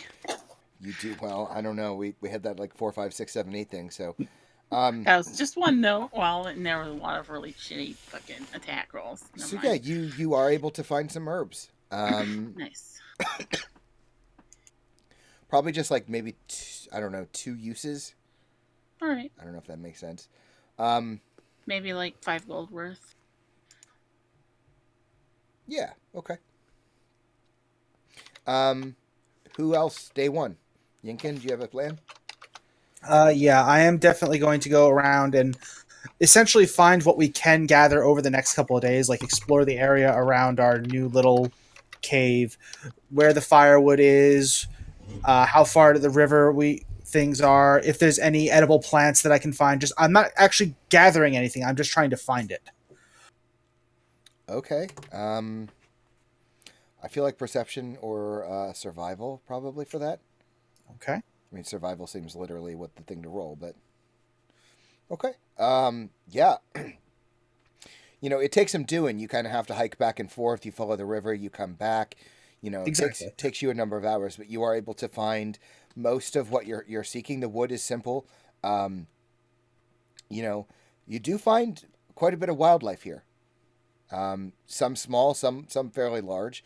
You do see a couple more boars. You do see some some coughing. The boy's got an infection. He's sick. Gotta put him down. Oi. Yeah, so you do see some some small critters. Like I said, boar. Maybe like a small billy goat or two. Goat. You do see some more birds. Some of them you are able to note are quite dark, small and intelligent. They seem to be watching you, but they don't really follow you. They just kind of observe you while you're in their area, and they kind of move on. You do see some fish. The area, it'll provide some of the stuff you need for sure. Fantastic. Gabriel? It may not seem like something survival based, but I think I want to focus more on Jalen. If he's going to continue carrying around the crossbow, I want to work with him more on how to use it, how to be more careful with it. How to not prematurely ejaculate? Yeah, stuff like that, yeah. Okay. And whether it just be general target practice or maybe just some of the small animals scurrying around for water, something like that, maybe going over like hunting techniques and see if he can take down his first squirrel or whatever it is that's out And here. it's kind of a weird scene, right? Because you don't really know how to hunt either. You know how to Right. shoot a crossbow, but hunting is not something you've ever had to do. Yeah. And again, we're not like going out into the wilderness to do it. It's literally right around right, the cave, yeah. whatever animals are there. We're not stalking it or anything like that. Just more or less using it as target practice. But I mean, you're trying to get him to fire at animals and stuff? Not at first, but eventually to get him accustomed to shooting at an actual target that might move. Okay. As opposed to just like sticks and stuff like that. Okay. Why don't you roll me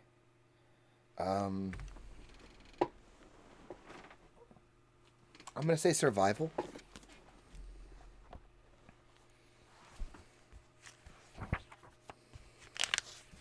Okay. Yeah, so it takes you, a few hours to get him comfortable, The last few weeks for him haven't been great. Trying to teach him how to fire a crossbow is not really what he's interested in doing right now. But yeah, after a few hours, you kind of get him in a rhythm and get him to focus on the task at hand.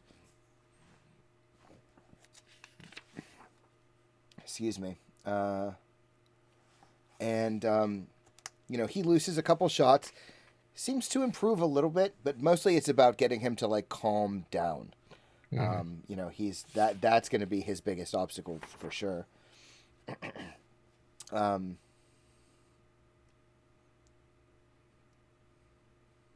I think he manages to before the day is done. I think he manages to take down a frog. Just like a small, small little frog, not a baby frog, but I think that's pretty good. If he was able to nail a frog with a crossbow, that's pretty darn good. Yeah. He, small creature, won't provide a lot of food necessarily, but he did pretty well. Loosed a lot of arrows in the process. But yeah. I should move some folk around here just so I can keep track of it. Oh, I can't do that. That's good. Marcus. I'd probably spend the first day actually gathering some wood so we can start some decent fires for cooking, and so I can have some around for crafting things. Okay. I'd Try like and find a branch sufficient enough for a fishing pole. Yeah, I'd like to assist him in that specific search, actually. Okay, Marcus, why don't you make a survival check? Well, yeah, let's say survival with advantage because of faith. All right. Wow. Oh yeah. That'll do it. Yeah, you find a significant bit of wood. The trees aren't grouped up here together. It's not a forest, but you do find like little patches of them. So you'll be able to go grab some wood, bring it back. Go to the other side, grab some wood, bring it back. It's a long, arduous process, but you are able to get a significant amount of wood. And do we find a branch that looks like it would be great for making a fishing pole out of? Oh yeah, sure. Yeah, I mean you crit, Okay. so yeah, definitely. So yeah, I should be able to do something with this. It's great. You just need some string now. Yeah, what are we going to use for line? And Faith, aside from, are you just helping him all day on the first day? No, I'd actually, once we find the fishing rod kind of switch, I'd like to take some of the rope out of my pack and try and actually pull it apart, like the thicker fibers, to make up a string more suitable for the concept of fishing. Um, And then as part of the costume, I don't suppose I'd have like maybe a set of earrings or any kind of like little metal like jewelry, trinkets, clasps, anything like that I could fashion into a hook, could I? I mean, that's up to you. I think it's, if you were dressing up as a noble, which we know you were, that seems like a fair thing to have. Yeah, so that's what I'd like to do. Essentially try and set up the rest of the fishing pole now that we have the available stick. Okay, sure. And I'll use my wood carving tools to like make the stick better for, place to attach the rope securely. And Okay. Yeah. All right. So yeah, you guys finish up day one. You've all been productive. You're setting up camp. You're doing it, Peter. You're doing it. It's you've seen some wildlife. You've seen some new sights. As the sun begins to set, things get a little colder, especially near the river. But you've got all the implementation you need to make a fire, so that shouldn't be a problem for you.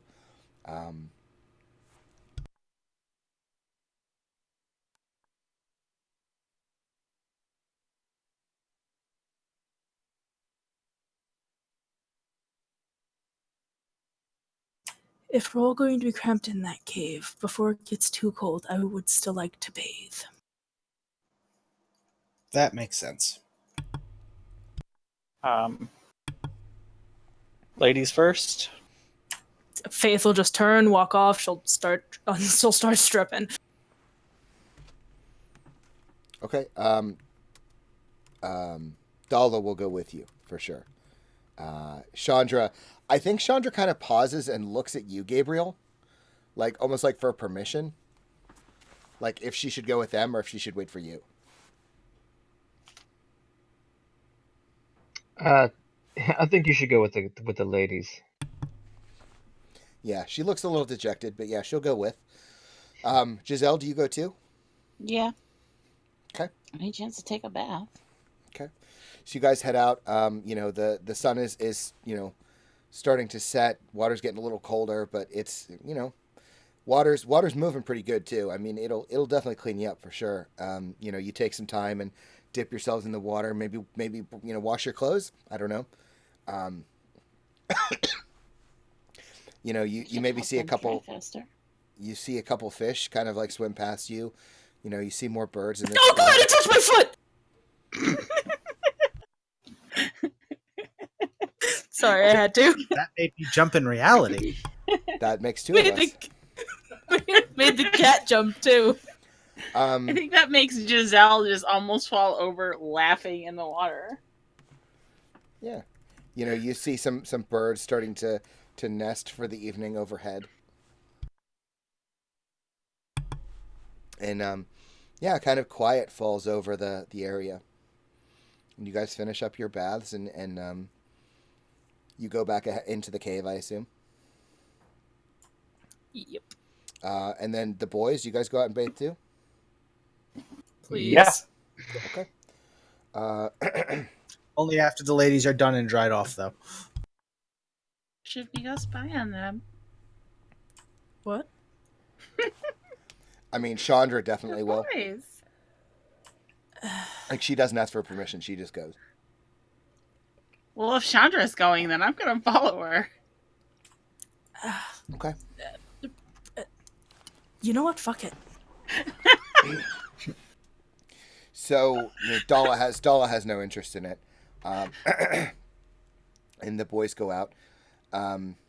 You guys, get in the water, start cleaning off, and the sun is all but completely set at this point. The moon is starting to rise.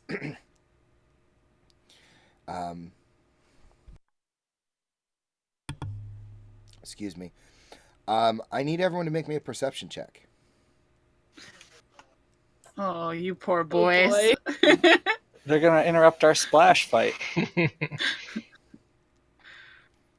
Oh, Gabriel and I lock eyes. Yeah. Yeah. Gabriel and Faith, Yeah, there's probably, and Giselle, you noticed too, but we'll get to that in a second.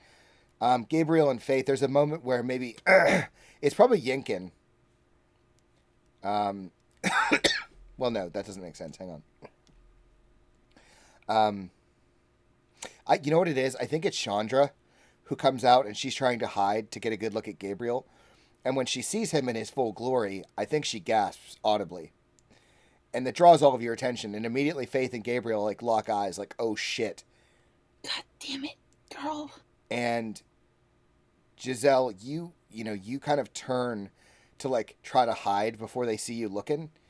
And it just so happens that when you turn, your ear is like right in the correct direction.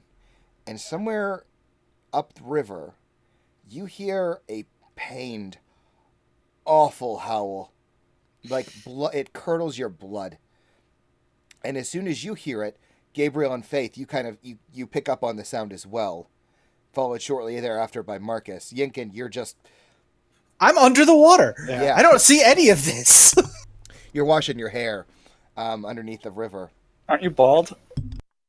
No, just short hair. Oh, okay. And, yeah, you all hear this just awful howl coming from upriver. It's truly disturbing. I mean, it sounds pained and angry.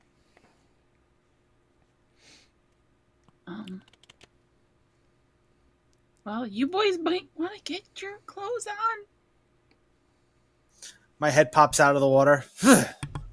Yeah, you pop out right in the right direction to see Giselle just staring at you. You might want to turn around. You might want to get your clothes on. There's something out there. She's not lying. Crap. I start heading towards the edge of the river to where my pile of clothes is. Faith's eyes linger on you before she turns and heads back to the cave to check on everybody else. I am I under can't the water. whistle. up to my God damn neck. it, I can't whistle. I'm sick. Yeah, I can't do that either. I never can whistle.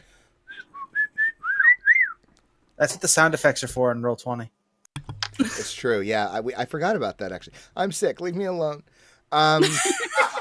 There's a bot you can get for Discord for music and stuff too. Wait, where didn't I have that sound on here? Oh, it must have been on the other game. Every time you make another game, you have to re-add all the fucking music. It's so annoying. What is it called? Just cat call, Jace? Either a cat call or a wolf whistle. That's weird. Yeah, well. Cat call. Nope. It's called a there it is. wolf whistle. Cat call. I think it's called both. Nope. I think cat calling is when you do it to women, and wolf whistle is the specific sound. I don't know. The first cat call thing is like a metal song. But anyway. So, yeah, you guys hear this and you begin to get dressed. Are you all going? Is anybody staying behind? No, we're staying as a group, I think. Going where? Back to the cave or up towards the sound? I mean, that's what I'm kind of asking. Like, what is the plan? Are you going after the howl? I'm gonna wait for the boys because I'm squishy. I mean, I'm pretty sure you're all squishy, but... I'm extra squishy. I have 12 hit points. I'm jacked. Okay, so I'm just super cut. Are you guys going after the sound? Yeah, once the boys are around, Once we're dressed, I think at least some of us should go check it out. Or I think some of us should go, but we should not get too far from the cave, and somebody has to stay there with the people who can't fight. is anyone good at moving quietly? I know Yes. I am, but I am. what would you consider good? have I'm you not, have you so been I won't be. trained in being unseen? No, but I do Probably have not. a 3 in it. What the fuck does that mean? I have a 5. I'm staying at okay. the cave. I'm okay at it. I'm not great. I mean, my red hair kind of gives me away. Yeah, maybe they'll just think I'm a goat. No, wait, that's a bad thing. If I look like a goat, I look like dinner. Wait, is there anybody at the cave right now? Did we You are leave that way thing too undefended? I far. imagine we're not super far from the cave. I mean, Right. I assumed you Yeah. were just basically outside of Can it we- bathing. Okay, Can I we wasn't just leave sure. the- say quite frankly, I wouldn't look for a place to hide to clean. I mean, I couldn't Yeah. care who saw me or anything like that. I would strip down right in the cave if I needed to. If this was Anyway. earlier in the trip, I might have been more modest. But after like 12 days of walking without any type of Mhm. Yeah, water, I did not go far to do this. Okay, so you guys all get dressed, and are a couple of you stealthing? Is what it sounds like. Do you want to go hide? yeah, I'd like to move Yeah. stealthily towards the sound, and anyone who I'll try to stealth. Yeah, I'll do the same. Okay, so I'm gonna stay back with Yinkin. Yeah, I'm staying at the cave. Marcus, Gabriel, Giselle, roll stealth. Wow. So yeah, Damn it, Giselle's the one who Giselle. fucks it. 3. So you guys begin quietly, with this full moon hanging in the sky, hugging along. The mesas, trying to stay out of obvious sight. Takes you a few minutes of walking upriver to where you heard the sound. As you get closer, you're still hearing it, this awful curdling, just scream, this howl. It sounds increasingly pained and angry. You get closer still, and you're starting to hear what sounds like massive thuds against the ground, just something pounding on the ground. And you guys kind of round the bend following the river, and there's kind of a small clearing. There's a few trees. A couple of you had been here before to look for wood and what have you. But under the full ominous full moon, what you're able to see is there is what appears to you as a player, we recognize as an owl bear that is angry and screaming and pounding on the ground, and it's standing right next to what looks like the corpse of another owl bear. And surrounding the owl bear that's howling in anger and frustration are these 4 humanoid-looking creatures with sharp feet and sharp claws and sharp teeth, and they appear to be closing in. does those look like what the drawing was trying to represent? It definitely could. And why don't we pick up there next week? All right. Because Sean is Cliffhangers. kind of tired of coughing. Sure. I don't. This is really- understandable. And I feel You like made that's... it almost the entire session. Yeah, I feel like that's a really good place to stop. Yeah. My lungs are kind of hurting, so... So were they medium sized or were they small? The 4 figures. Hard to tell at this distance. Okay. All I heard was that there was surrounded by 4 people. So. Hmm. So much combat. Yes.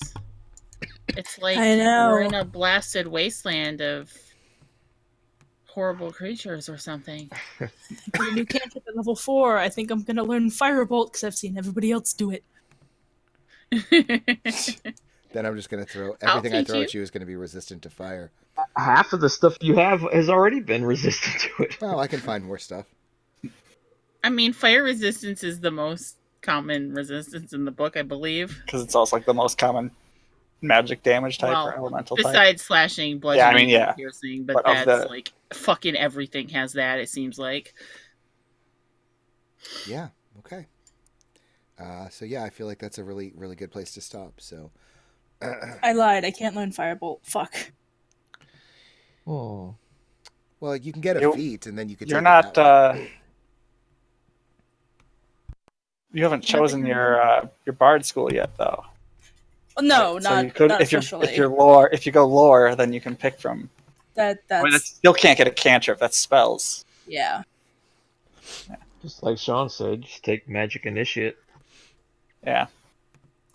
Oh, I know. You can go sorcerer and still use charisma as your spell casting.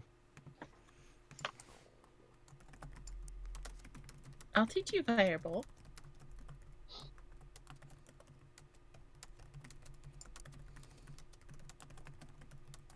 because her intelligence is so high. Yeah. I think mine's like 18, 17. Okay. Well, that was fun. Yeah. Now we're getting into Yeah. some cool stuff. Yeah. Yeah. Well, signs of other survivors is like Or at least life Ooh, that's not. werewolves. yeah, but maybe that's the drawing was someone warning about werewolves, not the werewolves themselves. Hopefully or we all become a traveling pack of werewolves. I mean, that would be pretty cool. That'd be awkward. We'd all be pretty strange, yeah. But I mean, it'd be cool. It's worse things That's to be exactly than what we're gonna werewolves. find. We're gonna find it like a city of werewolves. Where? Wolves.